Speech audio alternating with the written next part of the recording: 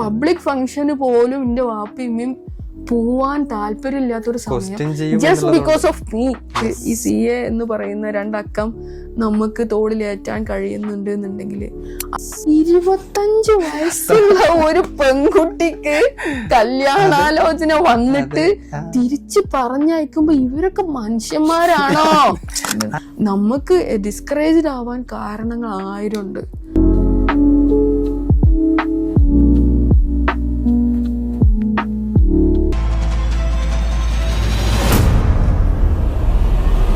പന്ത്രണ്ടാം വയസ്സിലും 14-ാം വയസ്സിലും പെൺകുട്ടികളെ കല്യാണം കഴിപ്പിച്ച് കുടുംബജീവിതത്തിലേക്ക് തള്ളിവിട്ടിരുന്നൊരു കാലമുണ്ടായിരുന്നു. വിദ്യാഭ്യാസത്തിനും ജോലിക്കും സ്ത്രീയാണെന്നത് ഒരു പരിധിയായി നിശ്ചയിച്ചിരുന്ന ഒരു കാലവും ഉണ്ടായിരുന്നു. സ്ത്രീയാണെന്ന് സമൂഹം കൽപ്പിച്ചിരുന്ന ഒരു പരിധിയെ തകർത്തെറിഞ്ഞുകൊണ്ട് വിജയഗാഥ സൃഷ്ടിച്ച ഒരു കഥയാണ് ഇന്ന് സക്സസ് സ്റ്റോറിയിൽ പറയാനുള്ളത്. അപ്പോൾ സക്സസ് സ്റ്റോറിയുടെ ഇന്നത്തെ അധ്യായത്തിൽ നമ്മോടൊപ്പം ഉള്ളത് CA ഹൻസ ബീഗാണ്. അപ്പോൾ ഹൻസ ബീഗത്തെ നമുക്ക് ഈ ഒരു ഷോയിലേക്ക് വെൽക്കം ചെയ്യാം. Welcome miss. Thank you. എങ്ങനെയാണ് മാം ഈ ഒരു കോഴ്സിലേക്ക് CA എന്നുള്ള ഒരു കോഴ്സിലേക്ക് എത്തിയത് എന്നൊന്ന് പറയാമോ? അവിചാരിതമായിട്ട് എത്തിയതാണ്. അതിന് ഒരു നമ്മളിപ്പോൾ +1 ജോയിൻ ചെയ്യുന്ന സമയത്ത് ക്ലാസ്സിൽ ഇരുന്നിട്ട് എല്ലാവരോടും ആദ്യത്തെ ഒരു ചോദ്യം ഉണ്ടാവുമല്ലോ, എന്താണ് നിങ്ങൾക്ക് ആംബിഷൻ, എങ്ങനെ ആവണം, എന്താണ് നിങ്ങളുടെ ഫ്യൂച്ചർ പ്ലാൻ എന്നുള്ള രീതിയിൽ. അന്നത്തെ കാലത്ത് കുട്ടികൾക്കൊന്നും ഇത് വലിയൊരു ബോധം ഉണ്ടാവില്ലല്ലോ. നമ്മുടെ ആ ഒരു ജനറേഷൻ അങ്ങനെയല്ലേ. അപ്പൊ പെട്ടെന്ന് ഞാനെന്തോ ടീച്ചർ എന്തോന്നോ പറഞ്ഞു തോന്നുന്നുണ്ട്. എൻ്റെ അടുത്തിരിക്കുന്ന കുട്ടികളെ എൻ്റെ ക്ലോസ് ഫ്രണ്ടാണ്. അവൾ പറഞ്ഞു എനിക്കൊരു ചാർട്ടേഡ് അക്കൗണ്ടന്റ് ആവണം എന്ന് പറഞ്ഞു. ഈ ഒരു വാക്ക് ഞാൻ ആദ്യമായിട്ടാണ് കേൾക്കുന്നത്. ഇതെന്താ സംഭവം? ഞാൻ അവളോട് ചോദിച്ചു എന്താടി എന്താ സംഭവം? അപ്പൊ അവള് പറഞ്ഞു അതെനിക്ക് വലിയ പിടുത്തില്ല, പക്ഷെ എങ്ങനെയോ പറഞ്ഞതാണ്, എങ്ങനെ പറഞ്ഞു. അപ്പൊ അവള് എന്തോ വലിയ കോഴ്സാണ്, എന്തോ ഭയങ്കര സംഭവമാണെന്ന് പറഞ്ഞു. പൊതുവെ നമുക്ക് വലിയ സംഭവം എന്ന് കേൾക്കുമ്പോൾ നമുക്ക് അതിനോടൊരു അട്രാക്ഷൻ തോന്നും, നമുക്കൊരു താല്പര്യം തോന്നും. അങ്ങനെയാണ് ഇതിനകത്ത് പിന്നെ അവൾ എന്ത് ചെയ്തു, പിന്നെ നമ്മൾ +2 കംപ്ലീറ്റ് ആയിട്ട് റിസൾട്ട് വന്നിട്ട് ഡിഗ്രിക്ക് അപ്ലിക്കേഷൻ മൂവ് ആവുന്ന കുറച്ച് സമയം ഗ്യാപ്പ് ഉണ്ടല്ലോ, അപ്പോഴാണ് നമ്മൾ CPTക്ക് ജോയിൻ ചെയ്തത്. അങ്ങനെയാണ് അവള് ജോയിൻ ചെയ്തപ്പോൾ ഞാനും കയറി ജോയിൻ ചെയ്തു കോഴ്സിലേക്ക്. ഫ്രണ്ടിന്റെ കൂടെ അല്ലേ? അവളിൽ എന്റെ ലൈഫിൽ ഇല്ലായിരുന്നു എന്നുണ്ടെങ്കിൽ ചിലപ്പോൾ ഞാൻ ഈ ഒരു ഇല്ല. മിസ് ഏത് സ്ട്രീമാണ് +2 പഠിച്ചിരുന്നത്? സയൻസ്, കൊമേഴ്സ് തന്നെയാണ്. കൊമേഴ്സ് പഠിച്ചിരുന്നത് അല്ലേ? അപ്പൊ കൊമേഴ്സ് സ്റ്റാർട്ട് ചെയ്യുമ്പോൾ CAക്ക് വേണ്ടിയിട്ടല്ല കൊമേഴ്സ് എടുത്തിട്ടുള്ളത്? ഒരിക്കലും സയൻസിന് കിട്ടാത്തതുകൊണ്ട് കൊമേഴ്സിലായി പോയതാണ്. മിസ് പഠിച്ച സ്കൂൾ +2 പഠിച്ചിരുന്നത് ഏത് സ്കൂളായിരുന്നു? MES higher secondary school Irumbuliyam, അവിടെയാണ് പഠിച്ചത്. സ്കൂള് നമ്മള് പിന്നെ മറക്കാൻ പറ്റാത്ത 2 വർഷം തന്ന നമ്മൾ ആ ഒരു ഏജും ആ ഒരു ഇതൊക്കെ വരുമ്പോൾ ഒരുപാട് നല്ല നല്ല അനുഭവങ്ങളുള്ള ഒരു സ്കൂളാണ്. അവിടുത്തെ ടീച്ചേഴ്സ് അതിനെനിക്ക് മറക്കാൻ കഴിയില്ല. ഓരോരുത്തരും എനിക്കിപ്പോഴും എപ്പോഴും ഓർമ്മയിൽ തങ്ങുന്ന ആൾക്കാരാണ്. അത്രയും നമ്മളെ പ്രോത്സാഹിപ്പിക്കുന്ന ടീച്ചേഴ്സായിരുന്നു. അതാണ് സ്കൂളിനായിട്ടുള്ള പ്രധാനപ്പെട്ട ഒരു എന്ന് വെച്ചാൽ നമ്മളെ സ്വപ്നം കാണാൻ പ്രേരിപ്പിച്ചതും ആ സ്കൂൾ തന്നെയാണ്. ആ സ്കൂളിന്റെ ഒരു അന്തരീക്ഷവും കാര്യങ്ങളും അത് ഒരിക്കലും മറക്കാൻ കഴിയില്ല. ഒരുപാട് കുട്ടികൾ അവിടുന്ന് എൻ്റെ കൂടെ തന്നെ CAക്ക് പോകുന്ന ഒരുപാട് പേരുണ്ട്. അപ്പോൾ അവിചാരിതമായിട്ട് CAയിലേക്ക് എത്തി. എന്നിട്ട് CAയിലേക്ക് എത്തിയതിന് ശേഷം CA ക്വാളിഫൈ ചെയ്തത് വരെയുള്ള ആ ഒരു സ്റ്റോറി അതൊന്ന് ഷെയർ ചെയ്യാമോ? 8 വർഷത്തെ സ്റ്റോറി ഉണ്ട്. ഒന്ന് ചുരുക്കി പറഞ്ഞാൽ. ഞാൻ പറഞ്ഞല്ലോ, +2 എക്സാം കഴിയുന്നു. അവള് ഫസീല എന്ന് പറയും, മൈ ബെസ്റ്റ് ഫ്രണ്ടാണ്. അവളിങ്ങനെ നമ്മൾ അന്ന് എൻട്രൻസിന് പോവാണ് എന്ന് അവള് പറഞ്ഞു. അപ്പം ഞാൻ പറഞ്ഞു ഓക്കെ ഞാനും ജോയിൻ ചെയ്യാന്ന് പറഞ്ഞിട്ട് അവളുടെ കൂടെ പോയി. അറ്റ് ദ സെയിം ടൈം നമ്മളിവിടെ MES ഹയർ സെക്കൻഡറി സ്കൂളിൽ നിന്ന് പാസ്ഡ് ഔട്ട് ആയിരുന്ന കുട്ടികൾ ഡെഫിനറ്റ്ലി MES KVM കോളേജിലേക്ക് നമ്മൾ അപ്ലിക്കേഷൻ കൊടുക്കും. അവിടെ നമുക്ക് പ്രിഫറൻസ് ഉണ്ട്. അപ്പൊ അവരുടെ മാർക്ക് ലിസ്റ്റിൽ നമ്മളെ എന്താ പറയാ മെറിറ്റ് ലിസ്റ്റിൽ തന്നെ നമ്മളവിടെ BComന് കയറി. പ്ലസ് നമ്മള് ഈ ഒരു എൻട്രൻസ് എന്ന് പറഞ്ഞു കഴിഞ്ഞാല് സാറ്റർഡേ സൺഡേ ബാച്ച് മാത്രമായിരുന്നു, ഒരു റെഗുലർ എന്നുള്ള രീതിയിലല്ല.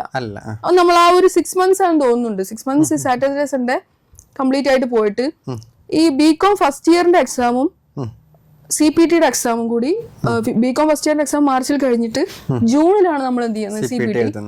അപ്പൊ നമ്മൾ ഫസ്റ്റ് ഇയർ കംപ്ലീറ്റ് ആയി പ്ലസ് CPTയും കിട്ടി. അപ്പൊ അവർക്ക് ഭയങ്കര സന്തോഷമായിരുന്നു. ഡിപ്പാർട്ട്മെന്റ് HOD നമ്മളെ Hasan sir, KP Hasan sir CK Hasan sir, അങ്ങനെ ഒരുപാട് ഒരുപാട് അധ്യാപകരുണ്ടായിരുന്നു നമുക്ക് നമ്മളെ സപ്പോർട്ടീവ് ആയിട്ടുള്ള. അവരൊക്കെ ഭയങ്കരമായിട്ട് അപ്രീഷിയേറ്റ് ചെയ്തു. നെക്സ്റ്റ് ഫേസിന് എത്രയും പെട്ടെന്ന് പോണം, ടൈം ഗ്യാപ്പ് എടുക്കരുത്, ലീവ് ഒന്നും നമ്മൾ ഡിഗ്രി 1 വർഷം കഴിഞ്ഞു, സെക്കൻഡ് ഇയറിലേക്ക് നമ്മളിങ്ങനെ കാലെടുത്ത് വെക്കുകയാണ്. അപ്പൊ ആ ഒരു സമയത്ത് നമുക്ക് കംപ്ലീറ്റ് ആയി. നമ്മൾ ഒട്ടും പ്രതീക്ഷിക്കണില്ല CPT കിട്ടും എന്നുള്ളത്. കാരണം അതിന്റെ ക്വസ്റ്റ്യൻ ബാങ്കും കാര്യങ്ങളും എല്ലാം കണ്ടു കഴിഞ്ഞാൽ തന്നെ നമുക്ക് ഏകദേശം ഇതാവും. അപ്പോൾ അത് കിട്ടി. അപ്പൊ അവര് നമുക്ക് ഇങ്ങോട്ട് അഷുറൻസ് തരികയാണ്, ലീവിനെ പറ്റിയൊന്നും നിങ്ങൾ ടെൻഷൻ ആവണ്ട. അവിടെ ഇങ്ങോട്ട് സാറുമാർ ഇങ്ങോട്ട് പറയാണ്, ലീവിനെ പറ്റിയൊന്നും നിങ്ങൾ ടെൻഷൻ ആവണ്ട, ഇത് ചെയ്യണം എന്നത് നമുക്ക് ഭയങ്കര സന്തോഷമായി. എന്നിട്ട് നമ്മളെക്കാൾ കൂടുതൽ സന്തോഷം അവർക്ക്. അപ്പോ എന്തായിരുന്നാലും നെക്സ്റ്റ് ചാൻസിലേക്ക് പോവാം എന്നുള്ള ഒരു ആവേശത്തിലായിരുന്നു ഞാൻ. അൺഫോർച്ചുനേറ്റ്ലി ഓർ ഫോർച്ചുനേറ്റ്ലി എന്റെ ലൈഫിൽ ചെറിയൊരു സംഭവം നടന്നു. ഒരു കല്യാണാലോചന വീട്ടിൽ വന്നു. ഡിഗ്രി സെക്കൻഡ് ഇയർ പഠിക്കുകയാണ്. അപ്പൊ ഇവരൊക്കെ കോഴിക്കോട് നമ്മളെ ചാപ്റ്ററിൽ പോയി രജിസ്റ്റർ ചെയ്യണം. അന്നൊന്നും ഓൺലൈനായിട്ട് ഇല്ല. IPCCക്ക് അന്ന് നമ്മുടെ IPCC ആണ്. IPCCക്ക് പോയി രജിസ്റ്റർ ചെയ്യണം. അപ്പൊ അവരൊക്കെ രജിസ്ട്രേഷന് പോവാൻ വേണ്ടി എനിക്ക് വിളിച്ചപ്പോ വീട്ടിൽ പറഞ്ഞു ഇങ്ങനെ ഒരു കല്യാണം റെഡി ആയിട്ടുണ്ട്, പോകാൻ പാടില്ല, അതുകൊണ്ട് നമ്മള് തുടർ പഠനം നടക്കുമോ എന്നുള്ളതിനോട് പഠിക്കാം, ഡിഗ്രി കംപ്ലീറ്റ് ചെയ്യാം, പക്ഷെ CAക്ക് പോകാൻ കഴിയുമോ എന്നുള്ളതിനോട് ഉപ്പാക്ക് ചെറിയൊരു ഇതുണ്ട്. നല്ല കല്യാണാലോചനയാണ്, അങ്ങനെയാണ്. നമ്മളെ മൂഡ് അപ്പോഴേ ഡിമ്മായി. അന്ന് തൊട്ട് എനിക്ക് കല്യാണം എന്ന് പറയുന്ന ഒരു പരിപാടിനോട് ഭയങ്കര ഇഷ്ടല്ല, ദേഷ്യമായി തുടങ്ങി. അവര് പോയി ഞാൻ അപ്പോഴും സ്റ്റിൽ സെക്കൻഡ് ഇയർ കണ്ടിന്യൂ ചെയ്തുകൊണ്ടിരിക്കുകയാണ്. അവര് പോയി രജിസ്റ്റർ ചെയ്ത് അവര് ഒരു അറ്റംപ്റ്റ് കഴിയുന്നു, തിരിച്ചു വരുന്നു, ഫെയിൽ ആവുന്നു. രണ്ടാമത്തെ അറ്റംപ്റ്റ് കഴിയുന്നു, തിരിച്ചു വരുന്നു, ഫെയിൽ ആവുന്നു. അതുവരെ നിങ്ങൾ രജിസ്റ്റർ ചെയ്തിട്ടില്ല? ഇല്ല, ഞാൻ രജിസ്റ്റർ ചെയ്തിട്ടില്ല. പക്ഷെ അവള് ലീവ് എടുത്ത് പോയിട്ടൊന്നുമില്ല, അവള് കോളേജിൽ തന്നെ ഉണ്ട്. അവള് എക്സാം എഴുതും, തിരിച്ചു വരും. അപ്പൊ ഞാൻ ഇതെന്ത് സംഭവം മനസ്സിലാവും. നമ്മള് 92% മാർക്ക് സ്കോർ ചെയ്ത് നിൽക്കുകയാണ് പ്ലസ് 2 കേരള സിലബസില് 92% സ്കോർ ചെയ്തു എന്ന് പറഞ്ഞാൽ നമുക്കത് ഭയങ്കര അച്ചീവ്മെന്റ് ആണ്. പക്ഷെ ഈ ഒരു കാര്യമായിട്ട് മറ്റൊരു കോമ്പറ്റേറ്റീവ് എക്സാമിനായിട്ട് പോകുമ്പോ ഇത് ഇത്രേ ഉള്ളല്ലേ എന്ന് നമ്മൾ തിരിച്ചറിയുന്ന ഒരു സമയമുണ്ട്. ഞാൻ ഇതെന്താ സംഭവം, ഇത് എന്താ ഇങ്ങനെ എന്ന് വെച്ചപ്പോ അത് അങ്ങനെ തന്നെയാണ് എന്ന് പറഞ്ഞു. അപ്പൊ അവളും പിന്നെ നമ്മളൊരു സീനിയറും ഒരു സൂപ്പർ സീനിയറും എല്ലാം ഓരോ ബാച്ചിൽ നിന്ന് 2 കുട്ടികൾ ഇത് അങ്ങനെ പോകുന്നുണ്ട്. അപ്പൊ എനിക്ക് പേടിയായി തുടങ്ങി. അപ്പോഴേക്ക് ഈ കല്യാണാലോചന എന്ത് ചെയ്തു, അതൊക്കെ ക്യാൻസൽ ആയി. ഞാൻ വീട്ടിലാകെ ബഹളമൊക്കെ ആക്കി, നമ്മൾ മുൻകൈ എടുത്ത് അതൊക്കെ ക്യാൻസൽ ആക്കിച്ചു. അപ്പോ പിന്നത്തെ സംഭവം എന്ന് വെച്ച് കഴിഞ്ഞാൽ പിന്നെ എനിക്ക് പോകണമെന്ന് എനിക്ക് തന്നെ ഒരു പേടിയായി തുടങ്ങി. രജിസ്റ്റർ ചെയ്യണം, കാരണം ഇവരിങ്ങനെ ഫെയിലായി വരുന്നു, എന്താണ് സംഭവം എന്ന് മനസ്സിലാവുന്നില്ല. 2011 മാർച്ചിലാണ് നമ്മുടെ BCom 3rd ഇയർ കംപ്ലീറ്റ് ആവുന്നത്. ആ ടൈമിൽ അവര് ഇന്റർ പാസ്സായി. ഒരു 3 അറ്റംപ്റ്റ് എടുത്തുണ്ടാവണം. അവർ ഇന്റർ പാസ്സായി. അപ്പൊ എനിക്കൊരു അവള് പാസ്സായി. അപ്പൊ അവരുടെ മുന്നിൽ പോയി ഞാനിപ്പോ അവിടെ സ്റ്റക്കായി നിൽക്കുകയാണ്. അപ്പൊ ഞാൻ എന്ത് ചെയ്തു, ഡിഗ്രി കംപ്ലീറ്റ് ആയി അതിന്റെ ഒരു ബലത്തില് ഇന്റർ എത്രയും പെട്ടെന്ന് രജിസ്റ്റർ ചെയ്യുക എന്നൊക്കെ പറഞ്ഞ് വീട്ടിലെ കൈയും കാലൊക്കെ പിടിച്ച് ഞാൻ എന്ത് ചെയ്തു കൊണ്ടുപോയി. അപ്പൊ ഈ നമ്മളെ ഭാഗത്ത് CA എന്ന് പറയുന്നത് ഇവർക്ക് കേട്ടുകേൾവിയേ ഇല്ല. ഇപ്പോഴത്തെ ഒരു സാഹചര്യം പോലെ അല്ല, അന്ന് സോഷ്യൽ മീഡിയാസ് ഒന്നും ഇല്ല എന്ന് തന്നെ പറയാം. നമ്മൾ ഒട്ടും ആക്റ്റീവ് അല്ല. അപ്പൊ അതുകൊണ്ട് ഉപ്പ നല്ല എഡ്യൂക്കേറ്റർ ആയതുകൊണ്ട് ഉപ്പാക്ക് ഭയങ്കര താല്പര്യമാണ് പഠിപ്പിക്കാൻ. പക്ഷെ നമ്മുടെ നാട്ടുകാർ അതിന് എന്താ പറയാ, നമ്മൾ വാപ്പിയമ്മയും വളരെ സപ്പോർട്ടീവ് ആയിരിക്കുകയാണെന്നുണ്ടെങ്കിലും നാട്ടിലുള്ള ചില ആൾക്കാർ കുട്ടിയുടെ കല്യാണം കഴിയാത്തതാണല്ലോ ഏറ്റവും വലിയ വിഷയം എന്നുള്ള രീതിയിൽ ഇവരെ മുന്നിൽ അവതരിപ്പിക്കുമ്പോൾ എനിക്ക് ആക്ച്വലി ഒരു സിസ്റ്റർ ഒന്നുമില്ല, എനിക്ക് മൂത്ത ആളില്ല, എന്റെ താഴെയുള്ള ആളില്ല. മൂത്ത ആള് ഒറ്റ മോളേ ഉള്ളൂ, എനിക്ക് 3 ബ്രദേഴ്സാണ്. അപ്പൊ ഇന്റെ കഴിഞ്ഞിട്ട് വേണമല്ലോ അടുത്ത വേൾഡ് നോക്കാനുള്ള സമയം, അങ്ങനത്തെ ടെൻഷനൊന്നും വാപ്പാക്കും ഉമ്മാക്കും ഇല്ല. പക്ഷെ എന്നാൽ കൂടിയും നമ്മളെ സൊസൈറ്റിയുടെ ഒരു മൈൻഡ് സെറ്റില് 20 വയസ്സ് കഴിഞ്ഞ് പ്രായം ചെയ്യുന്ന കുട്ടികൾ പിന്നെ എത്രയും പെട്ടെന്ന് കെട്ടിച്ചോളണം എന്നുള്ള ഒരു പഠിത്തം എന്നുള്ള രീതിയിൽ. പക്ഷെ ഇപ്പ വാസ് കുറച്ചുകൂടി സപ്പോർട്ടീവ് ആയിരുന്നു. ഇമ്മാക്ക് ഭയങ്കര ടെൻഷൻ ആയിരുന്നു. ഇപ്പാന്റെ ആ ഒരു സപ്പോർട്ട് ഉള്ളത് കൊണ്ട് ഇപ്പാന്റെ കൈയും കാലും പിടിച്ച് ഞാൻ എന്ത് ചെയ്ത് ഇങ്ങനെ IPCCക്ക് രജിസ്റ്റർ ചെയ്ത് എക്സാമിന് ഫസ്റ്റ് അറ്റംപ്റ്റ് തന്നെ ബോത്ത് ഗ്രൂപ്പ് ഞാൻ ക്ലിയർ ചെയ്ത് 67% ആണെന്ന് തോന്നുന്നു അന്ന് മാർക്ക്. 7 സബ്ജക്റ്റിൽ ഔട്ട് ഓഫ് 7 സബ്ജക്ട്സ് 6 സബ്ജക്ട്സിന് എക്സംഷൻ ഉണ്ടായിരുന്നു. എക്സംഷൻ ഉണ്ട്. അതൊട്ടും നമ്മൾ പ്രതീക്ഷിക്കുന്നില്ല. റിസൾട്ട് കാണുമ്പോഴും നമ്മളെ പഠിപ്പിച്ചിരുന്നവർക്കും ഒരു അത്ഭുതമൊക്കെ തോന്നി. പിന്നെ ഉപ്പയും ബ്രദേഴ്സും എല്ലാവരും സപ്പോർട്ടീവായി. കാരണം ദേ ആർ സീയിങ്, അവരെന്താ നമ്മൾ കാണുന്നത്, നമ്മൾ ഹാർഡ് വർക്ക് അവർ കാണുകയാണ്. നമ്മൾ വർക്ക് ചെയ്യുന്നുണ്ട് എന്നുള്ള അവർക്ക് ഒരു പൂർണ്ണമായ ധാരണ ഉണ്ട് എന്നുണ്ടെങ്കിൽ ഡെഫിനറ്റ്ലി നമ്മൾ അവരെ കൂടെ അവർ നമ്മളെ കൂടെ നിൽക്കും എന്നുള്ളത് തന്നെയാണ് എന്റെ ഒരു ജീവിതാനുഭവം. എന്നെ ഇപ്പോഴും അത് തന്നെയാണ് മുന്നോട്ട് നയിക്കുന്നതും. അത് കഴിഞ്ഞ് ഇന്റർ കഴിഞ്ഞ് 3 വർഷത്തെ ആർട്ടിഫിഷ്യപ്പ് കഴിഞ്ഞിട്ട് ഞാനിങ്ങനെ ചിന്തിക്കുകയാണ്, ഓരോ ഏജ് ലെവലിൽ നമ്മുടെ ചിന്ത വളരുന്നത് അത്രേ ഉള്ളൂ. ആ 2.5 വർഷവും 3 വർഷമാണ് ആർട്ടിഫിഷ്യപ്പ്. ബാലകൃഷ്ണൻ സാറിന്റെ അടുത്താണ് ആർട്ടിഫിഷ്യപ്പ് ചെയ്തത്. ഫസ്റ്റത്തെ 2.5 വർഷവും ഞാൻ കൈകൊണ്ട് തൊട്ടിട്ടില്ല. മെറ്റീരിയൽ നമുക്കൊക്കെ നേരത്തെ കിട്ടുമല്ലോ, പ്രിപ്പറേഷൻ പെട്ടെന്ന് നടന്നോട്ടെ വിചാരിച്ച ഇൻസ്റ്റിറ്റ്യൂട്ട് തന്നെ നേരത്തെ നമുക്ക് കൊണ്ടുവന്ന് തരും. ആദ്യത്തെ 2.5 വർഷം തൊട്ടിട്ടില്ല. കാരണം എന്താ വെച്ച് കഴിഞ്ഞാൽ ആർട്ടിഫിഷ്യപ്പിന്റെ ടെൻഷൻ. അന്നത്തെ ഏറ്റവും വലിയ ടെൻഷൻ എന്ന് പറഞ്ഞാൽ ആർട്ടിഫിഷ്യപ്പിന്റെ ടെൻഷനാണ്. പക്ഷെ ഇന്ന് നമ്മൾ ചിന്തിക്കുമ്പോൾ ഇന്ന് അതിനേക്കാൾ വലിയ ടെൻഷനുകളിലൂടെയുള്ള ഒരു നട്ടോട്ടത്തിലാണ് നമ്മുടെ ലൈഫ് എന്നുള്ളത്. അതാണ് ഞാൻ പറഞ്ഞത്, നമ്മുടെ ഏജ് ലെവല് നമ്മളെ കൊണ്ടെത്തിക്കുന്നത് പല സാഹചര്യത്തിലേക്കായിരിക്കും. പിന്നെ ഫസ്റ്റ് ചാൻസ് 2015 മെയ്യിലായിരുന്നു ഫൈനലിന്റെ ഫസ്റ്റ് ചാൻസ് വരുന്നത്. പക്ഷെ അന്ന് എനിക്ക് ജോയിൻ ചെയ്യാൻ കഴിഞ്ഞില്ല. 2015 നവംബറിലാണ് ഞാൻ ഫസ്റ്റ് അറ്റംപ്റ്റ് ഫൈനലിന്റെ ബോത്ത് ഗ്രൂപ്പ് തന്നെ പാസ്സായിട്ടില്ല, ബോത്ത് ഗ്രൂപ്പ് തന്നെ അറ്റംപ്റ്റ് ചെയ്യുന്നത്. ഫസ്റ്റ് ചാൻസിൽ തന്നെ ഫസ്റ്റ് ഗ്രൂപ്പ് 4 സബ്ജക്ട് എനിക്ക് കിട്ടി. അതിനുശേഷമാണ് സത്യം പറഞ്ഞ എന്റെ CA ജേർണി സ്റ്റാർട്ട് ചെയ്യുന്നതെന്ന് ഞാൻ വിലയിരുത്തുന്നത്. അപ്പോ 2015 നവംബർ എന്ന് പറഞ്ഞു കഴിഞ്ഞാൽ എനിക്ക് 25 വയസ്സ് കഴിഞ്ഞു. ഈ 25 വയസ്സിലും കല്യാണം വരായിരിക്കൂലല്ലോ, ഭയങ്കര വിഷയമാണ്.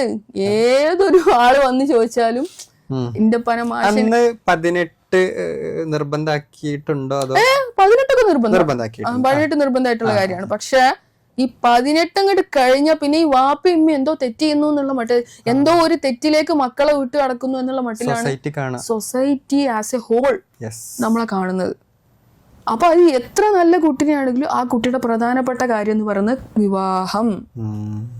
നിങ്ങൾ അത് ചെയ്തിരിക്കണം, അല്ലെങ്കിൽ വാപ്പാന്റെയും ഉമ്മാന്റെയും ഭാഗത്ത് തെറ്റാണ്. ഈ കുട്ടിയുടെ ചിന്തയൊന്നും അവിടെ ആ സൊസൈറ്റിയുടെ മുന്നിൽ വരുന്ന കൺസിഡർ ചെയ്യുന്നേ ഇല്ല.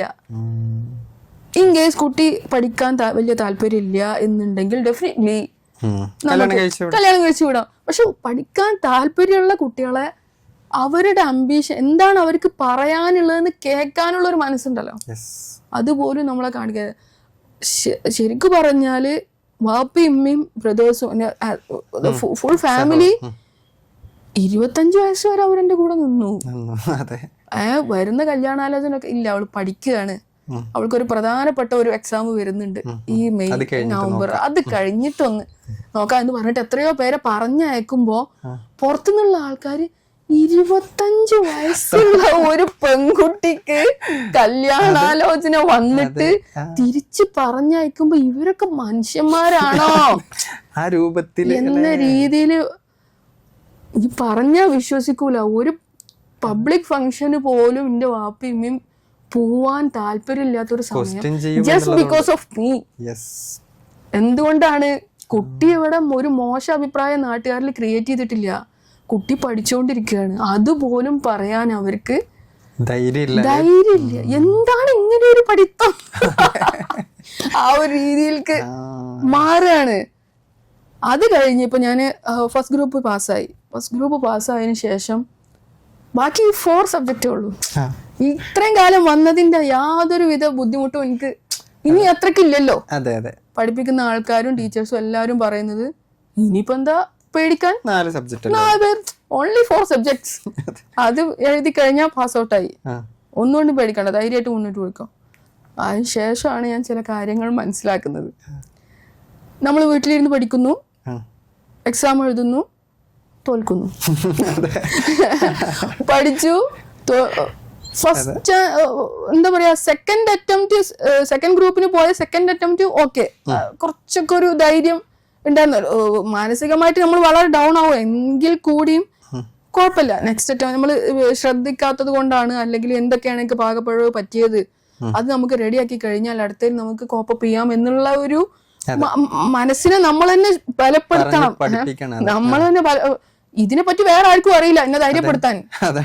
അവരും തന്നെ ഇതെന്താ ഇപ്പൊ ഇങ്ങനെ പിന്നെയും തോറ്റു, അതെന്താ അങ്ങനെയെന്നുള്ള ഒരു എന്നാലും ഒരു മോശമായിട്ടുള്ള ഒരു വർത്താനം നമ്മള് നീ എന്താ ഇങ്ങനെ എന്നുള്ള രീതിയിൽ ആരും എന്റെ അടുത്ത് വീട്ടിൽ നിന്ന് സംസാരിച്ചു. കാരണം ഞാനേ ഡൗൺ ആയിട്ടിരിക്കുക, അതിന്റെ അടുത്ത് പോയിട്ട് ഇതെന്താ ഇങ്ങനെ എന്ന് ചോദിക്കുന്നതിന്റെ കാര്യം ചിലപ്പോ നമ്മൾ എന്തെങ്കിലും കമ്മിറ്റ് ചെയ്യും, പറയാൻ പറ്റില്ല. നമ്മൾക്ക് ആ കുട്ടികളുടെ സാഹചര്യം അങ്ങനെയാണ്. നെക്സ്റ്റ് അറ്റംപ്റ്റ് കഴിഞ്ഞു. അടുത്ത അറ്റംപ്റ്റ് സ്റ്റിൽ ഐ റിമെമ്പർ എന്താ വെച്ച് കഴിഞ്ഞാല് തേർഡ് അറ്റംപ്റ്റിന് സെക്കൻഡ് ഗ്രൂപ്പ് തേർഡ് അറ്റംപ്റ്റിന് കോസ്റ്റിങ്ങിന്റെ എക്സാമിന് നാളെ ആണെന്നുണ്ടെങ്കിൽ ഇന്ന് ഞാൻ എടുത്തു നോക്കിയ റിവിഷൻ ടെസ്റ്റ് പേപ്പർ ആണോ അതോ മുമ്പത്തെ മോക്ക് ടെസ്റ്റ് പേപ്പർ ആണോ എന്നറിയില്ല. രാത്രി ഞാൻ ഇരുന്ന് എഴുതിയ അതേ ക്വസ്റ്റ്യൻ തന്നെയാണ് രാവിലെ ക്വസ്റ്റ്യൻ പേപ്പറിൽ വന്നത്. വേറെ ഒരു ലക്കി പേഴ്സൺ ഈ ലോകത്ത് വേറെ ഉണ്ടോ? ആ ക്വസ്റ്റ്യൻ ഞാൻ അടിച്ചുവിട്ട് എഴുതി, ഫുൾ സക്സസ്, 80% മാർക്ക്. ഞാൻ കണക്ക് കൂട്ടി നോക്കുമ്പോ ഫുൾ 80% എനിക്ക് കിട്ടിയിരിക്കണം. റിസൾട്ട് വന്നപ്പോ 34. ഫെയിലായി. അഗ്രിഗേഷന് പോലും ബാക്കിയുള്ളതിലൊക്കെ ജയിച്ചു, ബാക്കിയുള്ള എല്ലാത്തിലും ജയിച്ചു. എന്തുകൊണ്ട് ഇത് ഞാൻ വിട്ടില്ല. ഇതിപ്പോ ഇങ്ങനെ പോയാൽ ശരിയാവൂലല്ലോ. സർട്ടിഫൈഡ് കോപ്പി എന്ന് പറഞ്ഞ സംവിധാനമുണ്ട്, അത് എടുത്തു വെച്ച് വാല്യൂർക്ക് തെറ്റിയിട്ടില്ല.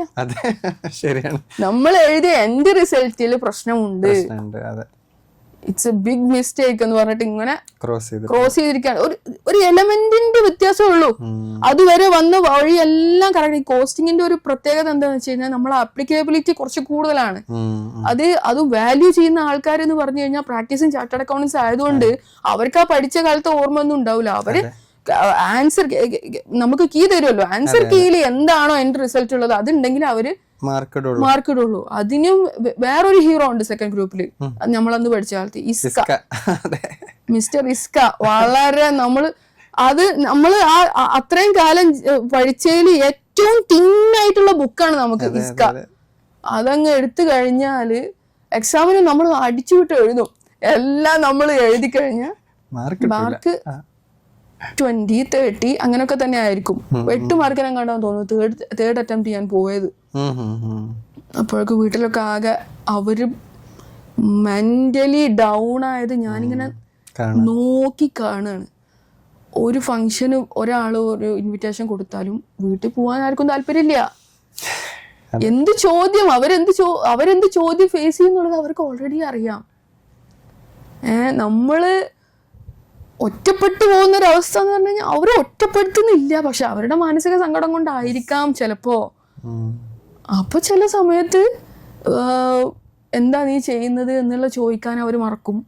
നേരം വെളുക്കുന്നു, ഭക്ഷണം കഴിക്കുന്നു, ഉറങ്ങുന്നു, നീ പഠിക്കുന്നുണ്ടോ എന്നുള്ള ചോദിക്കാൻ അവർ മറക്കും. ലാസ്റ്റ് ഞാൻ പിന്നെ പറഞ്ഞു അടുത്ത എക്സാമോട് കൂടി ഇതിവിടെ തീരും. ഈ ഒരു ജേണി ഞാനിവിടെ ഞാൻ ഉറപ്പായിട്ടും പാസോ ഫെയിലോ ഒന്നും നോക്കൂല. അടുത്ത ഉപ്പ പറയുന്ന കല്യാണത്തിന് ഞാൻ വാക്ക് കൊടുത്തു പടച്ചോന്റെ മുന്നിൽ.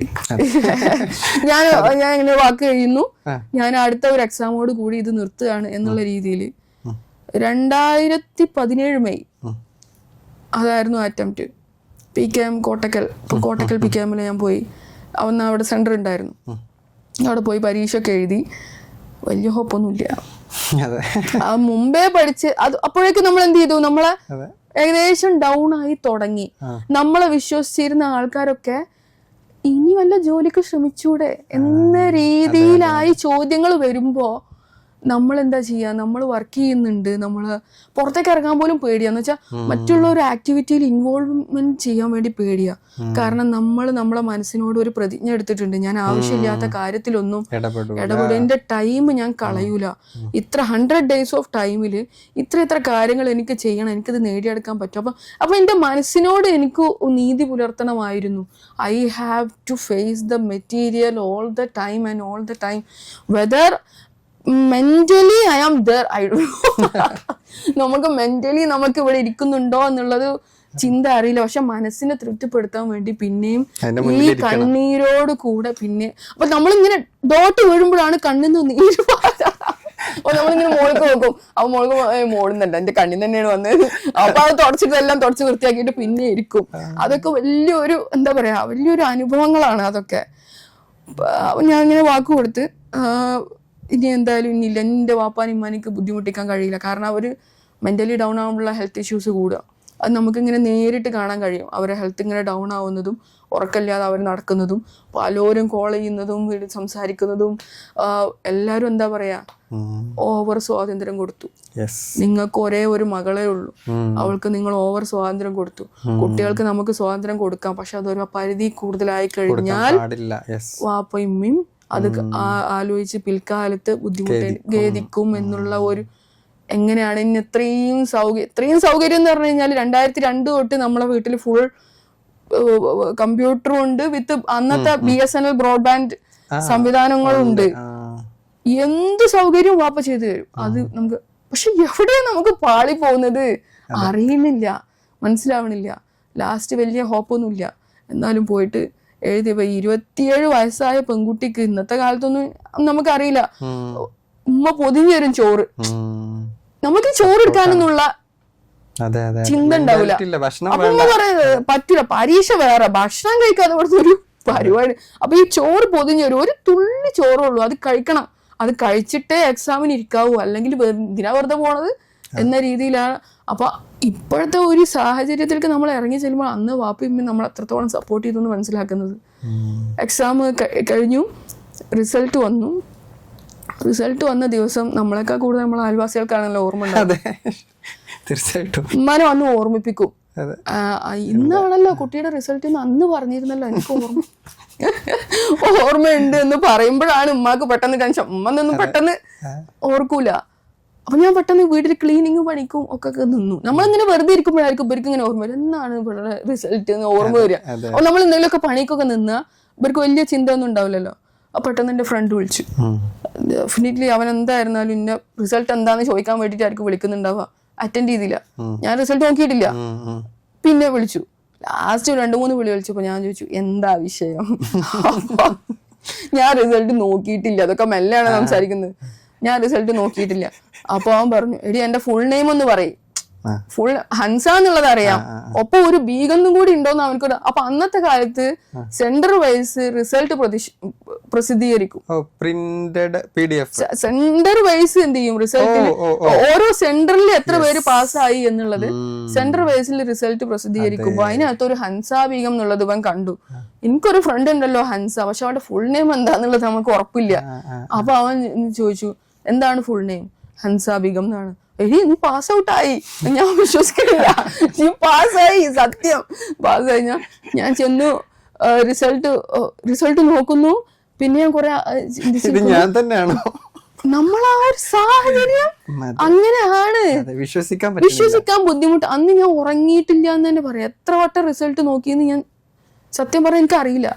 അത്രയും തവണ പുലർച്ചെ ആവോളം ഞാൻ റിസൾട്ട് ഇത് കറക്റ്റ് തന്നെയാണോ എന്നുള്ള രീതിയിലാണ്. അങ്ങനെയാണ് ഇത് ഒരു ക്വാളിഫൈഡ് ആയത്. എന്താ പറയാ, നമ്മൾ ആ ഒരു സമയത്തുള്ള ആ ഒരു സ്ട്രഗിളിങ്, പിൽക്കാലത്ത് നമ്മൾ ഇതിനേക്കാൾ വലിയ സ്ട്രഗിളിങ് നേരിടേണ്ടതാണ്. എങ്കിൽ കൂടിയും ചിലപ്പോ ആ ഒരു സ്ട്രഗിളിങ് ആയിരിക്കാം പിൽക്കാലത്തുള്ള ഒരു ഊർജത്തിന്റെ ഒരു കാരണം. ഞാൻ ഇതിനേക്കാൾ വലിയൊരു ഇതിൽ കൂടെ പോയതല്ലേ, ഇപ്പൊ ഒരു ഡൗൺ ആവരുത് എന്ന് നമ്മുടെ കോഴ്സ് തന്നെ അതിനെ അതെ, നമ്മുടെ കോഴ്സ് തന്നെ ആ ഒരു കറേജിലാണ് നമുക്ക് തരുന്നതെന്നാണ് എന്റെ ഒരു വിശ്വാസം. അങ്ങനെയാണ് ഇപ്പൊ. അതാണ് ഈ 8 വർഷത്തെ കഥ എന്ന് ഞാൻ പറഞ്ഞത്. ഫാമിലിന്റെ ഭാഗത്ത് വലിയൊരു സപ്പോർട്ട് കിട്ടിയിട്ടുണ്ട്. The only support that I got, it's only from my family.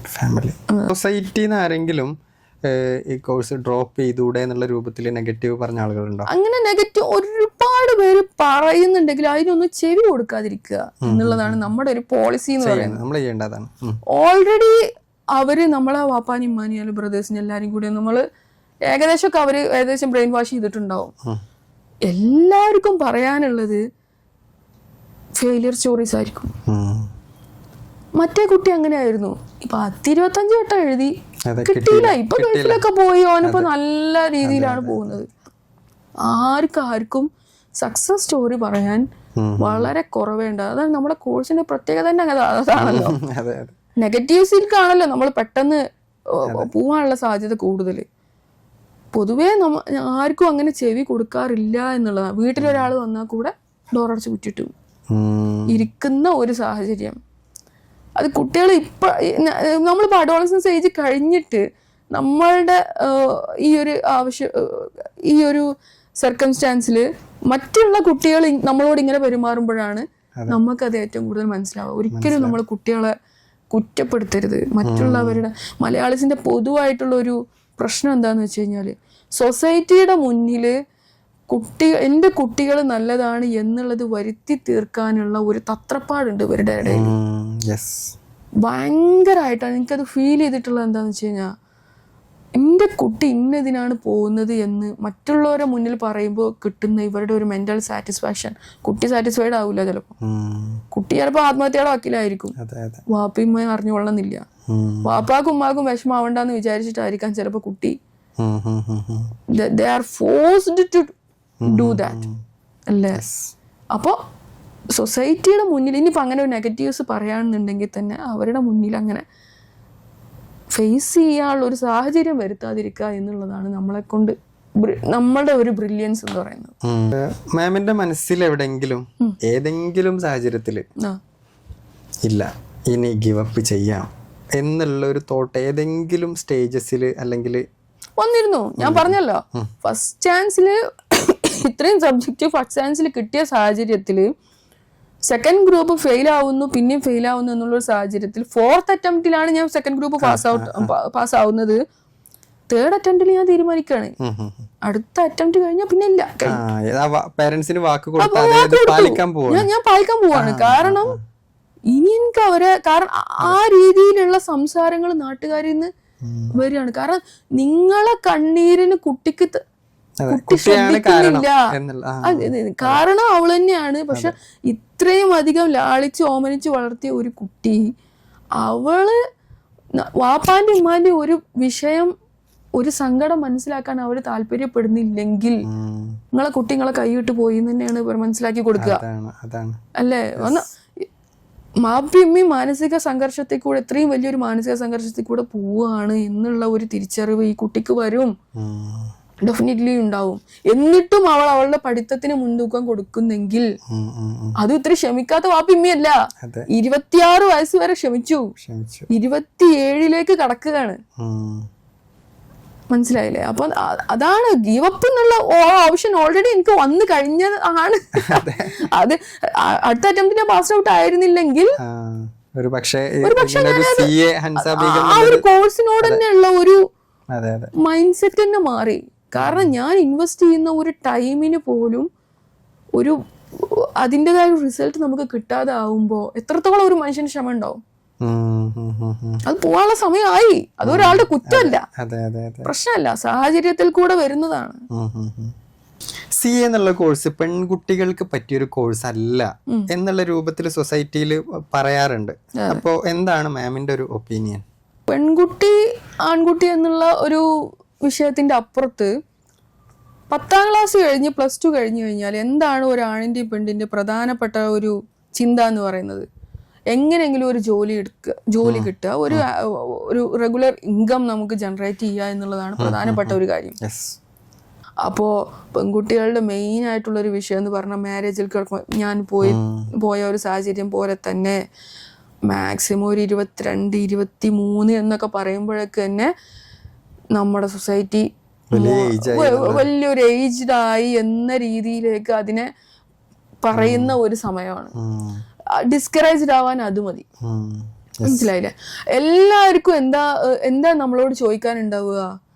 പഠിത്തം എന്നുള്ളതിന്റെ മുകളില് മാരേജിനോടുള്ള ഒരു പ്രിഫറൻസ് അവിടെ കൂടുകയാണ്. എന്ന് വെച്ചാൽ നമ്മളെ ലൈഫ് കംഫർട്ടബിൾ ആണ് എന്ന് മറ്റുള്ളവരെ വരുത്തി തീർക്കണം എന്നുണ്ടെങ്കിൽ marriage would be the first എന്താ പറയാ key factor in our life എന്നുള്ള രീതിയിലേക്ക് മാറുമ്പോ ഡെഫിനറ്റ്ലി പെൺകുട്ടികൾ ഒന്ന് ഭയപ്പെടും. പെൺകുട്ടികളെ കാര്യം പോട്ടെ, ആൺകുട്ടികൾ എന്താ അവസ്ഥ?